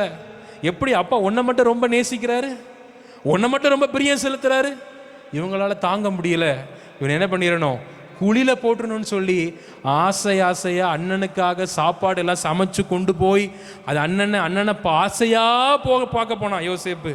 ஆனால் அண்ணன் மாதிரி என்ன பண்ணாங்க, இவனை கொண்டு போய் குழியில் போடுறாங்க. இன்னைக்கு நம்ம நிறைய ஜனங்கள் மீது ஆசையாக அன்பு செலுத்துகிறோம். என்னெல்லாமோ அவங்களுக்கு பண்ணுறோம், சாப்பாடு கொடுக்கும், உயர்ந்த பொருளை வாங்கி கொடுக்கும், என்னென்னலாமோ பண்ணுறோம். ஆனால் அவங்க நமக்கு அன்பு செலுத்தாமல் நம்மளை எங்கே கொண்டு போடுறாங்க தெரியுமா? குழியில் கொண்டு போட்டுடுறாங்க. சில ஜனங்கள் வேலை செய்கிற இடத்துல ரொம்ப உண்மையாக வேலை பார்ப்பாங்க, ரொம்ப டெடிக்கேட்டடாக வேலை பார்ப்பாங்க. ஆனால் கடைசியில் அவங்களுக்கு என்ன தெரியுமா கிடைக்கும்? டீப்ரமோட் தான் கிடைக்கும். சம்பளத்தை குறைச்சிடுவான் மேனேஜர், இருக்கிற இடத்துலேருந்து கொஞ்சம் இன்னும் கீழே உள்ள போஸ்டிங்கில் போட்டுடுவான். நம்முடைய வாழ்க்கையில் இந்த உலகத்தில் கிறிஸ்தவர்களுக்கு எதிராக எல்லாம் எகெயின்ஸ்டாக தான் நடந்துட்டு இருக்கு. ஒரு 2 ஆண்டுகளுக்கு முன்பாக ஒரு சகோதரி வீட்டுக்கு ஜெபத்திற்காக நாங்கள் குடும்பமாக சென்றிருந்தோம். அப்போ எங்கள் அப்பா எனக்கு ஒரு ஜெப குறிப்பு கொடுத்தாங்க, அந்த சகோதரருடைய வேலைக்காக ஜெபம் பண்ணுன்ட்டு.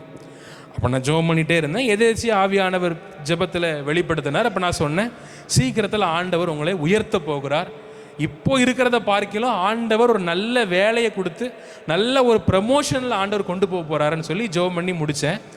அந்த சிஸ்டருக்கு கொஞ்சம் குழப்பமாயிருச்சு. அவங்க திருப்பி ஃபோன் பண்ணி என்கிட்ட கேட்டாங்க, பிரதர் எங்கள் வீட்டுக்காருக்கு இப்போ எந்த பிரச்சனையும் இல்லை, இப்போ உள்ள கம்பெனியில் நல்லா தான் அவங்க வேலை பார்க்குறாங்க, நல்ல பேக்கேஜில் தான் இருக்காங்க.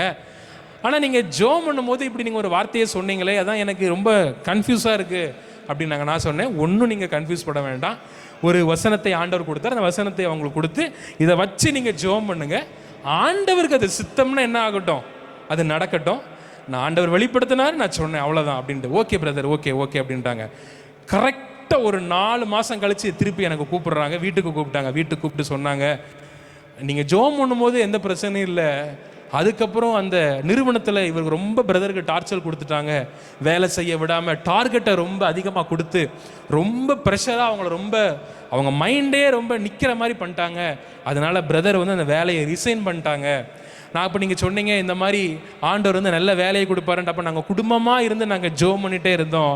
ஆண்டவர் நல்ல ஒரு கம்பெனியில் ஃபஸ்ட்டு பார்த்துட்டு இருந்த வேலையை காட்டிலும் நல்ல ஒரு உயர்வில் வச்சு நல்ல ஒரு பேக்கேஜ் சம்பளத்தை கொடுத்தாருன்னு சொல்லி ஒரு சாட்சி சொன்னாங்க. கரங்களை தட்டி கர்த்தரை ஸ்தோத்திரம் பண்ணுவோமா? நம்மளை கொண்டு குழியில் போடலாம், நம்முடைய உயர்வுகளை பார்த்து குழியில் கொண்டு போடலாம். ஆனால் குழியில் யார் போட்டா? சகோதரர்கள் போட்டாங்க. ஆனால் ஆண்டவர் அவனை குழியிலிருந்து தூக்கி எடுத்தார்.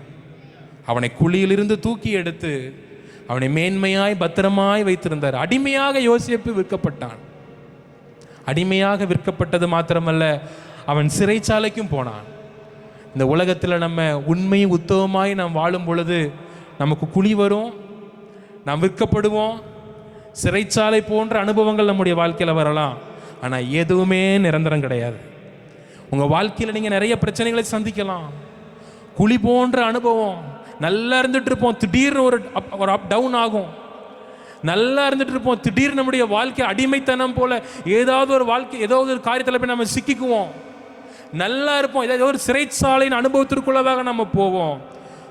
ஆனால் கூலியானாலும் சரி, அடிமையாய் நீங்கள் விற்கப்பட்டாலும் சரி, சிறைச்சாலை ஆனாலும் சரி, எதுவுமே உங்கள் வாழ்க்கையில் நிரந்தரம் இல்லை. ஆண்டவர் யோசேப்பை பத்திரமா சிறைச்சாலையில் வச்சு பாதுகாத்தார். எதற்காக? ஏற்ற நேரத்தில் அவனை உயர்த்தும்படியாய், அவனை ஆண்டவர் மேன்மைப்படுத்தும்படியாய், ஒரு செழிப்பான இடத்திற்கு கொண்டு போய் சேர்க்கும்படியாய். செழிப்பான இடத்திற்கு அவர் மாத்திரம் போல, அவரும் போனாரு. பஞ்சத்தில் இருக்கும்போது அநேக ஜனங்களுக்கு ஒரு ஆசீர்வாதமாய், செழிப்பான ஒரு வாழ்க்கைக்கும் அவர் ஒரு பெரிய ஒரு ஆதாரமாக இருந்தார்.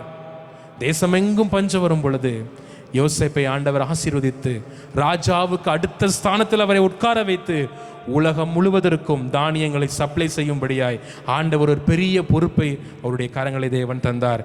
அன்புக்குரியவர்களே, இன்று நீங்கள் குடும்பமாய் நீங்கள் சிறைச்சாலையில் அனுபவத்தில் நீங்கள் இருக்கலாம், பலரால் தள்ளப்பட்ட நிலையில் இருக்கலாம். ஆனால் உங்களை கொண்டு, உங்கள் பிள்ளைகளை கொண்டு என் தேவனாகிய கர்த்தர் உங்களை உயர்த்துவார். ஆமென். நீங்கள் அநேகருக்கு கனி கொடுக்கிற ஒரு வாழ்க்கையா இருப்பீங்க. அநேகரை போஷிக்கக்கூடிய இடத்துல கர்த்தர் உங்களை வைப்பார். அநேகருடைய பசியை தீர்க்கக்கூடிய இடத்துல கர்த்தர் உங்களை கொண்டு வைப்பார். அநேகருடைய வாழ்க்கையில தரித்திரங்களை மாற்றக்கூடிய இடத்துல கர்த்தர் உங்களை கொண்டு மேன்மைப்படுத்தி உங்களை உயர்த்துவார். அடுத்தபடியாக நம்ம பார்க்கிறோம், மனுஷன் நம்ம தலையின் மீது ஏறி போன பிற என்ன வருது அப்படின்னா, தீயையும் தண்ணீரையும் கடந்து வந்தோம். இதற்கு பல உதாரணங்கள் இருக்கு. ஆனால் ஆவியானவர் இன்று எனக்குள்ள ஒரு பேசின ஒரு உதாரணம் என்னன்னா, தீ என்பது ஆண்டவருடைய அபிஷேகத்தை குறிக்கிறது. இன்று நாம் ஆண்டவருடைய அபிஷேகத்தை பெறணும். ஆண்டவருடைய அபிஷேகத்தை பெறணும் அப்படின்னா நம்ம தண்ணீரை கடக்கணும். தண்ணீரை கடக்கிறது அப்படின்னா என்னன்னா, நாம் ஞானஸ்தானம் நாம் எடுக்க வேண்டும். ஞானஸ்தானம் எடுக்காத பிள்ளைகள் ஞானஸ்தானத்தை எடுத்து அக்கினி அபிஷேகத்தை நீங்கள் பெற்றுக்கொள்ளும் பொழுது நீங்கள் செழிப்பான இடத்துல கர்த்தர் உங்களை கொண்டு போய் சேர்ப்பார். ஹல்லேலூயா. இன்னைக்கு நீங்கள் மாத்திரம் ஞானஸ்தானம் எடுத்திருக்கலாம், நீங்கள் மாத்திரம் அபிஷேகத்தை பெற்றிருக்கலாம். உங்கள் குடும்பத்தில் இன்னும் நிறைய பேர் ஞானஸ்தானம் எடுக்காமல் அபிஷேகம் பெறாமல் இருக்கலாம். ஆனால் இன்னையிலிருந்து நீங்கள் அவங்களுக்காக ஜெபம் பண்ணுங்க. ஆண்டவரே, சீக்கிரத்தில் அவர்கள் எல்லாரும் ஞானஸ்தானம் எடுக்கணும், அவங்க அபிஷேகத்தை நீங்கள் பெறணும்னு சொல்லி அபிஷேகத்திற்காய் நீங்கள் வாஞ்சித்து நீங்கள் ஜெபம் பண்ணும் பொழுது அபிஷேகம் சகலவற்றிலும் உங்களை நேர்த்தியாய் நடத்தி அந்த அபிஷேகத்தின் நுகம் எல்லாவற்றையும் முறித்து தேவன் உங்களை செழிப்பான இடத்துல கொண்டு போய் உங்களை விடுவார். ஆமென். நம்ம வாசிக்கிறோம், சாத்ராக், மேஷாக், ஆபேத்நேகோ ஆண்டவருக்காக வைராக்கியமா நின்னாங்க. ஆண்டவருக்காக வைராக்கியமா நின்னதுனால என்ன நடந்தது? அவங்களுக்கு சூழ 7 மடங்கு அவங்களுக்கு ஹீட் ஆகுது. சொல்றாங்க, ராஜாவே நீர் பண்ணீங்க பார்த்தீங்களா இந்த பொற்சிலைய, அவங்க வணங்காம ஒரு 3 பேர் இருக்கிறாங்க. அது யார் தெரியுமா? நீங்க அரண்மனையிலேருந்து சாப்பாடு போட்டீங்க பார்த்தீங்களா அந்த 3 பேர், அவங்க தான். ராஜாவுக்கு ரொம்ப கோவம், கூட்டு வா அவங்கள அப்படின்ட்டு கூட்டு வந்து நிற்கிறாங்க. அப்போ ராஜா சொல்றாருங்க, பார், ஃபைனலாக உனக்கு ஒரு சான்ஸ் தரேன். இத்தனை நாள் உன்னை அரண்மனையில் வச்சு வளர்த்துட்டேன், உனக்கு சோறு போட்டுட்டேன், அதனால திருப்பி கிண்ணறம், நாதஸ்வரம், மேலே வாத்தியம் எல்லாம் வாசிக்கப்படும். ஒரு முறை மாத்திரம் என்ன பண்ணிடுற, நீ இந்த சிலைக்கு முன்பாக பணிஞ்சிரு, உன்னை நான் விட்டுறேன்ட்டு. அவங்க சொன்னாங்க, நாங்கள் ஆராதிக்கிற தேவன் ஜீவன் உள்ளவர், எங்களை தப்புவிக்க அவர் வல்லவராக இருக்கிறார், உமக்கு முன்பாக என்ன தப்பு வைப்பாருன்னு சொல்லி சவால் விடுறாங்க அந்த வாலிபர்கள். இன்னைக்கு உலகத்திற்கு நம்ம சவால் விடுறோமா இல்லை நம்ம அடிபணிஞ்சு போகிறோமா? இன்னைக்கு உங்கள் பிள்ளைகளுக்கு நீங்கள் அடிபணிஞ்சு போக சொல்லி கொடுக்கீங்களா இல்லை சவால் விட சொல்லி தர்றீங்களா? நீங்கள் சவால் விடுறீங்களா இல்லை உலகத்திற்கு ஒத்த வேஷம் தெரிச்சு நீங்களும் அடிபணிஞ்சு போயிடுறீங்களா என்பதை நீங்கள் பார்க்கணும். 3 வாலிபர்கள் அவர்கள் தைரியமாய் ராஜாவை எதிர்கொண்டார்கள். ராஜாவுக்கு ரொம்ப கோபம் வந்துட்டு சூளையை 7 மடங்கு ஹீட் ஆக்குன்ட்டார். ஒரே சந்தோஷம், உடனே 7 மடங்கு ஹீட் ஆகுது. அந்த 3 வாலிபர்களையும் கயிறுகளால் கட்டி, அவர்கள் போட்டிருந்த வஸ்திரங்களால் கட்டி, தலைப்பாகைகளோடு வச்சு கட்டி, மேலங்கியோடு வச்சு கட்டி எங்கே கொண்டு போட்டாங்க? அக்கினி சூளையில் கொண்டு போட்டாங்க. போட்ட உடனே ராஜாவுக்கு ஒரு கன்ஃபியூஷன், உள்ள எத்தனை பேர் இருக்கா? 4 பேர் இருக்காங்க. யோசிக்கிறேன்னா 3 பேரெல்லாம் கொண்டு உள்ளே போட்டோம், ஆனால் உள்ள 4 பேர் விடுதலையால் சுற்றிட்டு இருக்கிறாங்க. பக்கத்தில் போகிறாரு, பக்கத்தில் போய் பார்க்குறாரு. பார்த்தோன்னே தான் தெரியுது, அதில் 4 பேர் விடுதலையோடு அவங்க சுற்றிட்டு இருக்கிறாங்க. கட்டுண்டவர்களாய் அந்த அக்கினியில் போடப்பட்டார்கள். போட்ட அடுத்த செகண்டே ஆண்டவருடைய கட்டுகள் எல்லாவற்றையும் தேவன் நிர்மூலமாக்கினார். 7 மடங்கு ஹீட்டெல்லாம் ஆண்டவருக்கு ஒரு சூடா? அவர் 10,000 சூரியனுக்கு ஒப்பானவர். இந்த 7 மடங்கு சூழலாம் அவர் என்ன பண்ணும்? இன்னைக்கு நீங்கள் பார்க்குற பிரச்சனையும் அப்படிதான். பிரச்சனைகளுக்கெல்லாம் மேலான தேவன் நாம் ஆராதிக்கிற தேவன். சோதனைகளுக்கெல்லாம் மேலான தேவன் நாம் ஆராதிக்கிற தேவன். நாம் சந்திக்கிற இந்த சூளை, நாம் சந்திக்கிற இந்த 7 மடங்கு பிரச்சனையெல்லாம் அவரையும் ஒன்று பண்ணாது, நம்மளையும் ஒன்று பண்ணாது. ஏன்னா அந்த 7 மடங்கு சூளையில் ஆண்டவர் நம்மோடு இருக்கிறார்.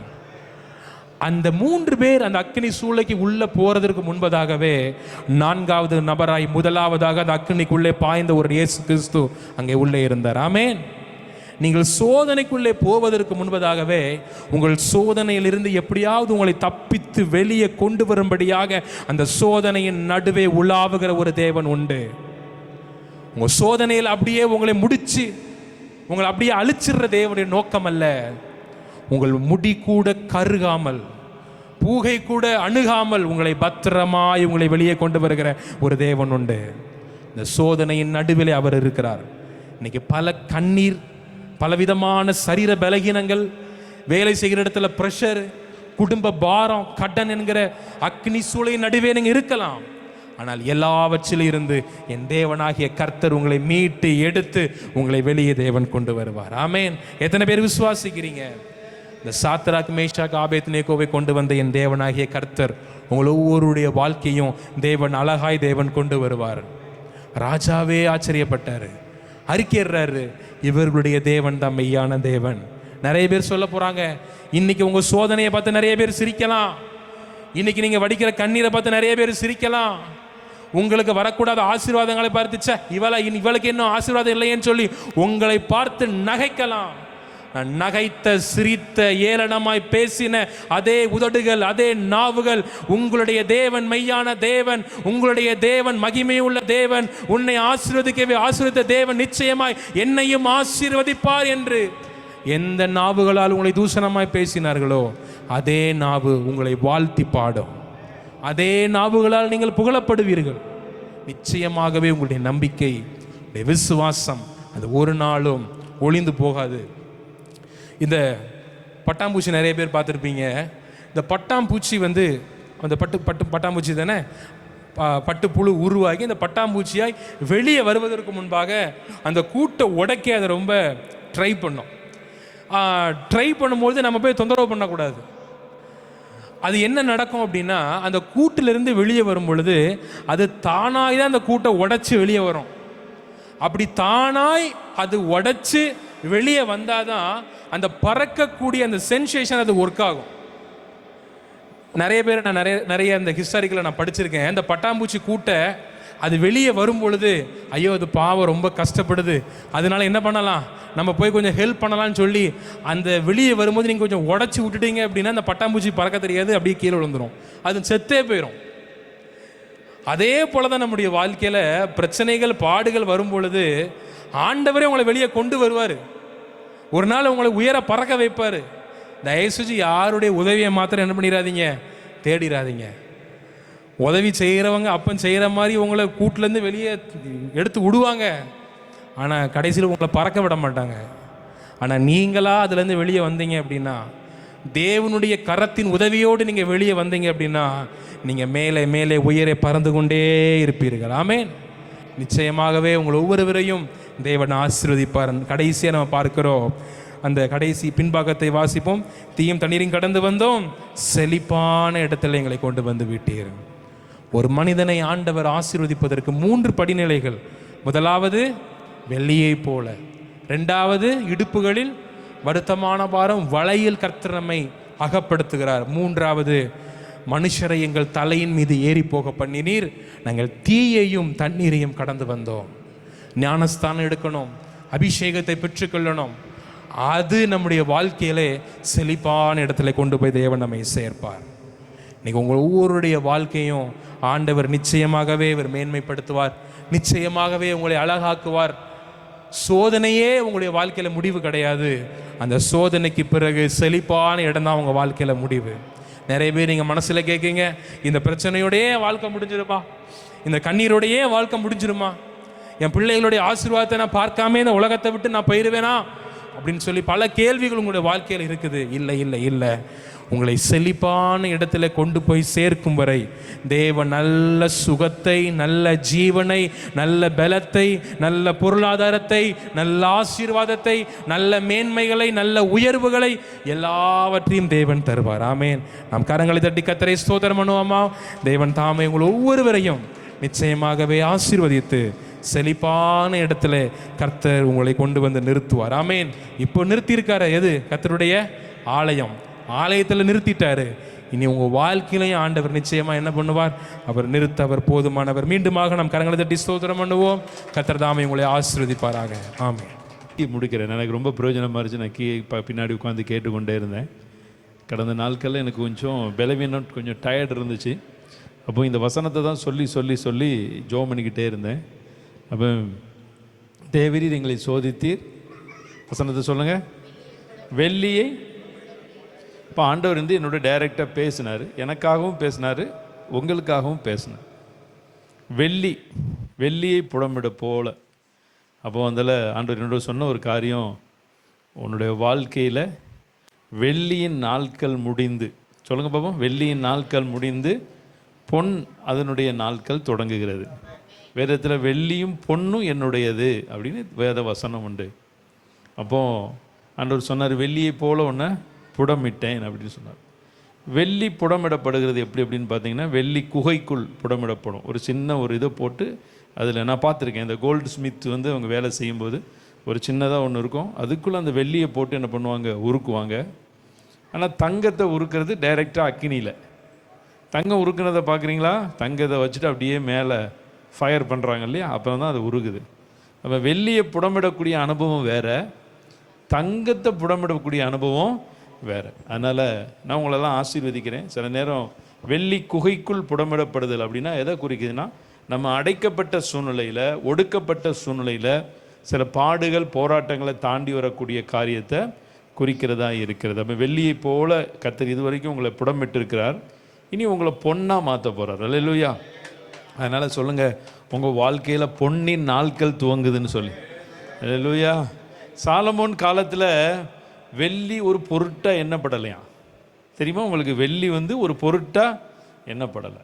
இப்போ நாங்களும் சில நேரத்தில் வெள்ளி ஒரு பொருட்டாக எண்ணலை. நான் வேலை பார்த்த நாட்களில் இன்சூரன்ஸ் பில்லில் இருக்கும்போது அடிக்கடி இந்த வெள்ளி காயின்லாம் வரும். தங்கத்தெல்லாம் நம்ம பியூரோவில் போட்டு வைப்போம். அந்த வெள்ளி காயின்லாம் வீட்டுக்குள்ளே வச்சு எங்கே போயிட்டுனே தெரியல. நிறைய காயின்ஸு, 1 கிராம் காயின், 2 ரூபா காயின். இன்றைக்கி ஒரு கிராம் 300 வருது. 1 கிராம் 300 ரூபா. நான் யோசிச்சு பார்த்தேன். இன்றைக்கி அந்த செய்தி கொடுக்கும்போது யோசித்தேன், நிறைய வெள்ளி காயின்ஸாக வரும். வெள்ளி காயின் வரும்.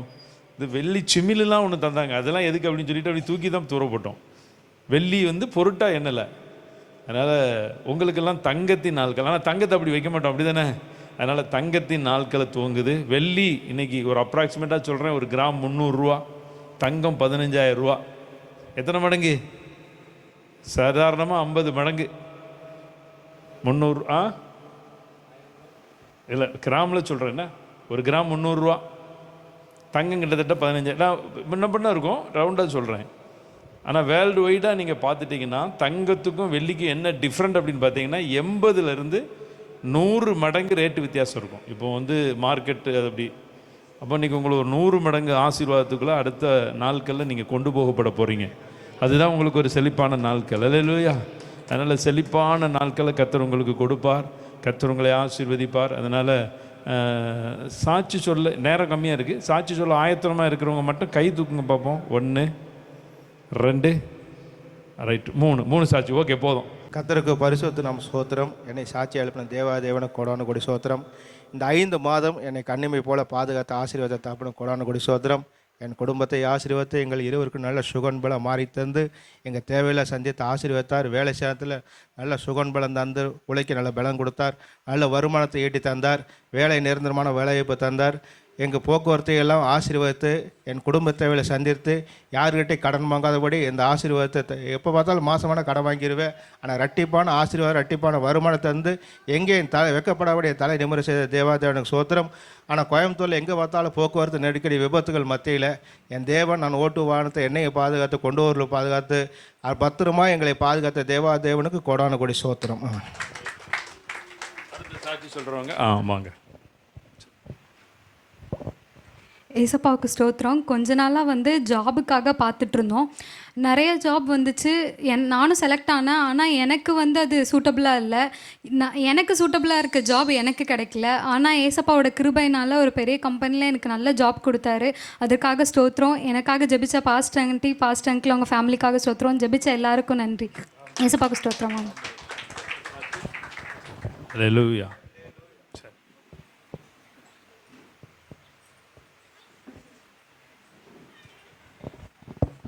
கர்த்தருடைய நாமத்திற்கு ஸ்தோத்திரம் உண்டாதாக. கர்த்தர் இந்த சாட்சியாக நிறுத்தின தேவனுக்கு நன்றி. போன வாரம் ஜெர்லினாவுக்கு வந்து வாமிட்டும் லூஸ் மோஷனும் ஆணுச்சு. அவள் ரொம்ப அட்மிட் ஆகிட்டா ஹாஸ்பிட்டலில் போய். ஆனாலும் கர்த்தர் கிருபையாக அவளை பலப்படுத்தினார். இதற்காக ஜெபித்த சிஸ்டர் பிரதருக்கும் நன்றி செலுத்துகிறோம். அப்புறம் விசேஷமாக அவளோட ஃபீஸ் தேவைக்காக நான் ரொம்ப ஜோம் பண்ணிகிட்டு இருந்தேன். ஆனால் எங்கேயுமே அவளுக்கு அது கிடைக்கிறதுக்கு ஒரு சோர்ஸ் இல்லை எனக்கு. ஆனால் அதுக்கு முந்தின வாரம் பாஸ்டர் சொன்னாங்க, நீங்கள் வந்து சாட்சி சொல்லுதுன்னு சொல்லி ஜெபம் பண்ணிக்கோங்க, அப்போ அவங்க தேவையெல்லாம் நடக்குனாங்க. நான் ஆண்டவர்கிட்ட வந்து ரொம்ப சொல்லலை. ஆனால் ஒரு வாரத்தை தான் சொன்னேன், சாட்சி சொல்லுது ஆண்டவரே எனக்கு ஏதாச்சும் அவளுக்கு ஃபீஸ்க்குள்ளே தேவையை சந்திங்கன்னு. ஆனால் ஆண்டவர் நான் ஜெபம் பண்ண அந்த நாளே அதற்குள்ளே தேவையை சந்தித்தார். அதற்காக தேவனுக்கு கோடான கோடி நன்றி. இவ சமூகத்தில் கர்த்தர் உங்களை வெள்ளியை போல கடந்த நாட்களில் புடமிட்டு இருக்கிறார். அந்த வெள்ளியை போல புடமிட்ட அனுபவத்திலிருந்து நீங்கள் வந்திருக்கிறீங்க. ஆனால் கர்த்தர் இனி பொன்னை போல கர்த்தர் உங்களை மாற்றப் போகிறார். சில பொன்னின் ஆசீர்வாதங்கள், சில தங்கத்தின் ஆசீர்வாதங்களை கர்த்தர் உங்கள் வாழ்க்கையில் கொடுக்க போகிறார். எங்கள் வீட்டில் 1 கிராம் கூட தங்கம் இல்லை, 1 கிராம் கூட தங்கம் இல்லைன்னு சொல்லி நினைக்கிறவர்களுக்கு சில தங்கத்தின் ஆசீர்வாதங்களை கர்த்தர் வைக்க போகிறார். 2வது, என்னுடைய நகைகள் எத்தனையோ வங்கியில் அடகு வைக்கப்பட்டிருக்கிறது, அதை மீட்பதற்கான வழியே எனக்கு தெரியல, வட்டி கூட கட்ட முடியாமல் கஷ்டப்படுறோன்னு சொல்கிறவங்களுக்கு கர்த்தர் சகலத்தையும் திருப்பி கொள்வதற்கு கிருபையை அனுக்கிரகம் பண்ண போகிறார். குறிப்பாக பெண் பிள்ளைகளை வைத்திருக்கிற ஒவ்வொரு பெற்றோர்களுக்கும் நல்ல அந்த பொன்னின் ஆசீர்வாதங்களை கர்த்தர் கொடுத்து, வெள்ளியும் பொன்னும் என்னுடையது என்று சொல்லியிருக்கிற தேவன் கர்த்தர் அதை உங்களுக்கு கொடுக்க போகிறார். இந்த நாளில், இந்த மாதத்தில் இருந்து இந்த மாதம் நிறைவு பெறுகிற இந்த சூழ்நிலையில் தேவ சமூகத்தில் வந்து நிற்கிற அந்த 66ஆம் சங்கீதத்தில் நம்ம தியானித்த வேத வசனத்தின்படியே நீங்கள் கடந்து வந்திருக்கிறீங்க. ஒரு செழிப்பான இடத்தை, செழிப்பான நன்மையை, செழிப்பான ஆசீர்வாதத்தை, நல்ல சுகபலன் ஆரோக்கியத்தோடு கர்த்தர் உங்களை காண பண்ணுவார். குறிப்பாக இன்னைக்கு உங்கள் வீட்டில் இருக்கக்கூடிய உங்களுடைய கணவன், மனைவி, உங்களுடைய பெற்றோர், உங்களுடைய பிள்ளைகள், இந்த ஆலயத்தில் கலந்து கொண்ட எல்லாருக்காக நான் விசேஷமாக ஜெபம் பண்ணுகிறேன். ஒருவேளை உங்களுடைய பிள்ளைகளுக்காக நீங்கள் ஜெபித்து கொண்டு இருக்கலாம். உங்களுடைய பிள்ளைகளுடைய வாழ்க்கையில் கர்த்தர் ஒரு அற்புதத்தை செய்வார். உங்கள் பிள்ளைகளுடைய நிலைமையை குறித்து நீங்கள் நிறைய நேரங்களில் கலங்கலாம். படிப்பை குறித்தோ எதிர்காலத்தை குறித்தோ நீங்கள் எந்த கலக்கத்தில் இருந்தாலும் சரி, உங்களை ஆசீர்வதிக்கிற தேவன் உங்கள் பிள்ளைகளை உங்களை காட்டிலும் அதிகமாக ஆசீர்வதிப்பார். உங்களுடைய கணவருடைய வேலையிலே ஒரு பாதுகாப்பை கர்த்தர் கட்டளையிடுவார். உங்கள் வீட்டின் அப்பன் தண்ணீர் எண்ணெயை ஆசீர்வதிப்பார். உங்களுடைய கையின் பிரயாசங்களை சாப்பிட பண்ணுவார். இந்த வாரம் முழுவதும் உங்களுடைய பிரயாணங்கள் போக்குவரத்திலெல்லாம் என் கர்த்தருடைய கரம் உங்களோடு இருக்கும். இந்த நாளில் ஆண்டவரே, இந்த ஆராதனையுடைய அத்தனை மகிமை, துதி, கனத்தை எல்லாம் உமக்கே செலுத்துகிறோம். இயேசு கிறிஸ்து மூலமாய் ஜெபிக்கிறோம் நல்ல பிதாவே, ஆமென் ஆமென். சேர்ந்து சொல்லுவோம். என் ஆத்துமாவே கர்த்தரை ஸ்தோத்தரி, என் முழுவதுமே பரிசுநாமத்தை ஸ்தோத்திரி. என் ஆத்துமாவே கர்த்தரை ஸ்தோத்தரி, கர்த்தர் செய்த சகல உபகாரங்களை மறவாதே, ஆமென். நம்முடைய கர்த்தராக இருக்கிற இயேசு கிறிஸ்துனுடைய கிருபையும், பிதாவாகிய தேவனுடைய அன்பும், பரிசுத்தானுடைய அந்யோன்ய ஐக்கியமும் இந்த ஆராதனையில் அருமையாக சாட்சி சொன்ன அருமையான 3 மக்கள், வருகிற நாட்களில் பிறந்த நாள் கொண்டாடுகிற சாம்சன், இந்த ஆராதனையில் கலந்து கொண்ட ஆராதித்த அத்தனை மக்களோடும் இன்றும் என்றும் சதா காலமும் ஆண்டவருடைய வருகை பரியந்தம் தங்கியிருப்பதாக. ஆமென் ஆமென். அல்லேலூயா அல்லேலூயா அல்லேலூயா. கர்த்தர் உங்களை ஆசீர்வதிப்பாராக. God bless you. பக்கத்தில் இருக்கிறவங்களுடைய வாழ்த்துக்களை தெரிவித்து நீங்கள் சமாதானத்தோடு செல்லலாம். ஆமென். ஸ்தோத்திரம்.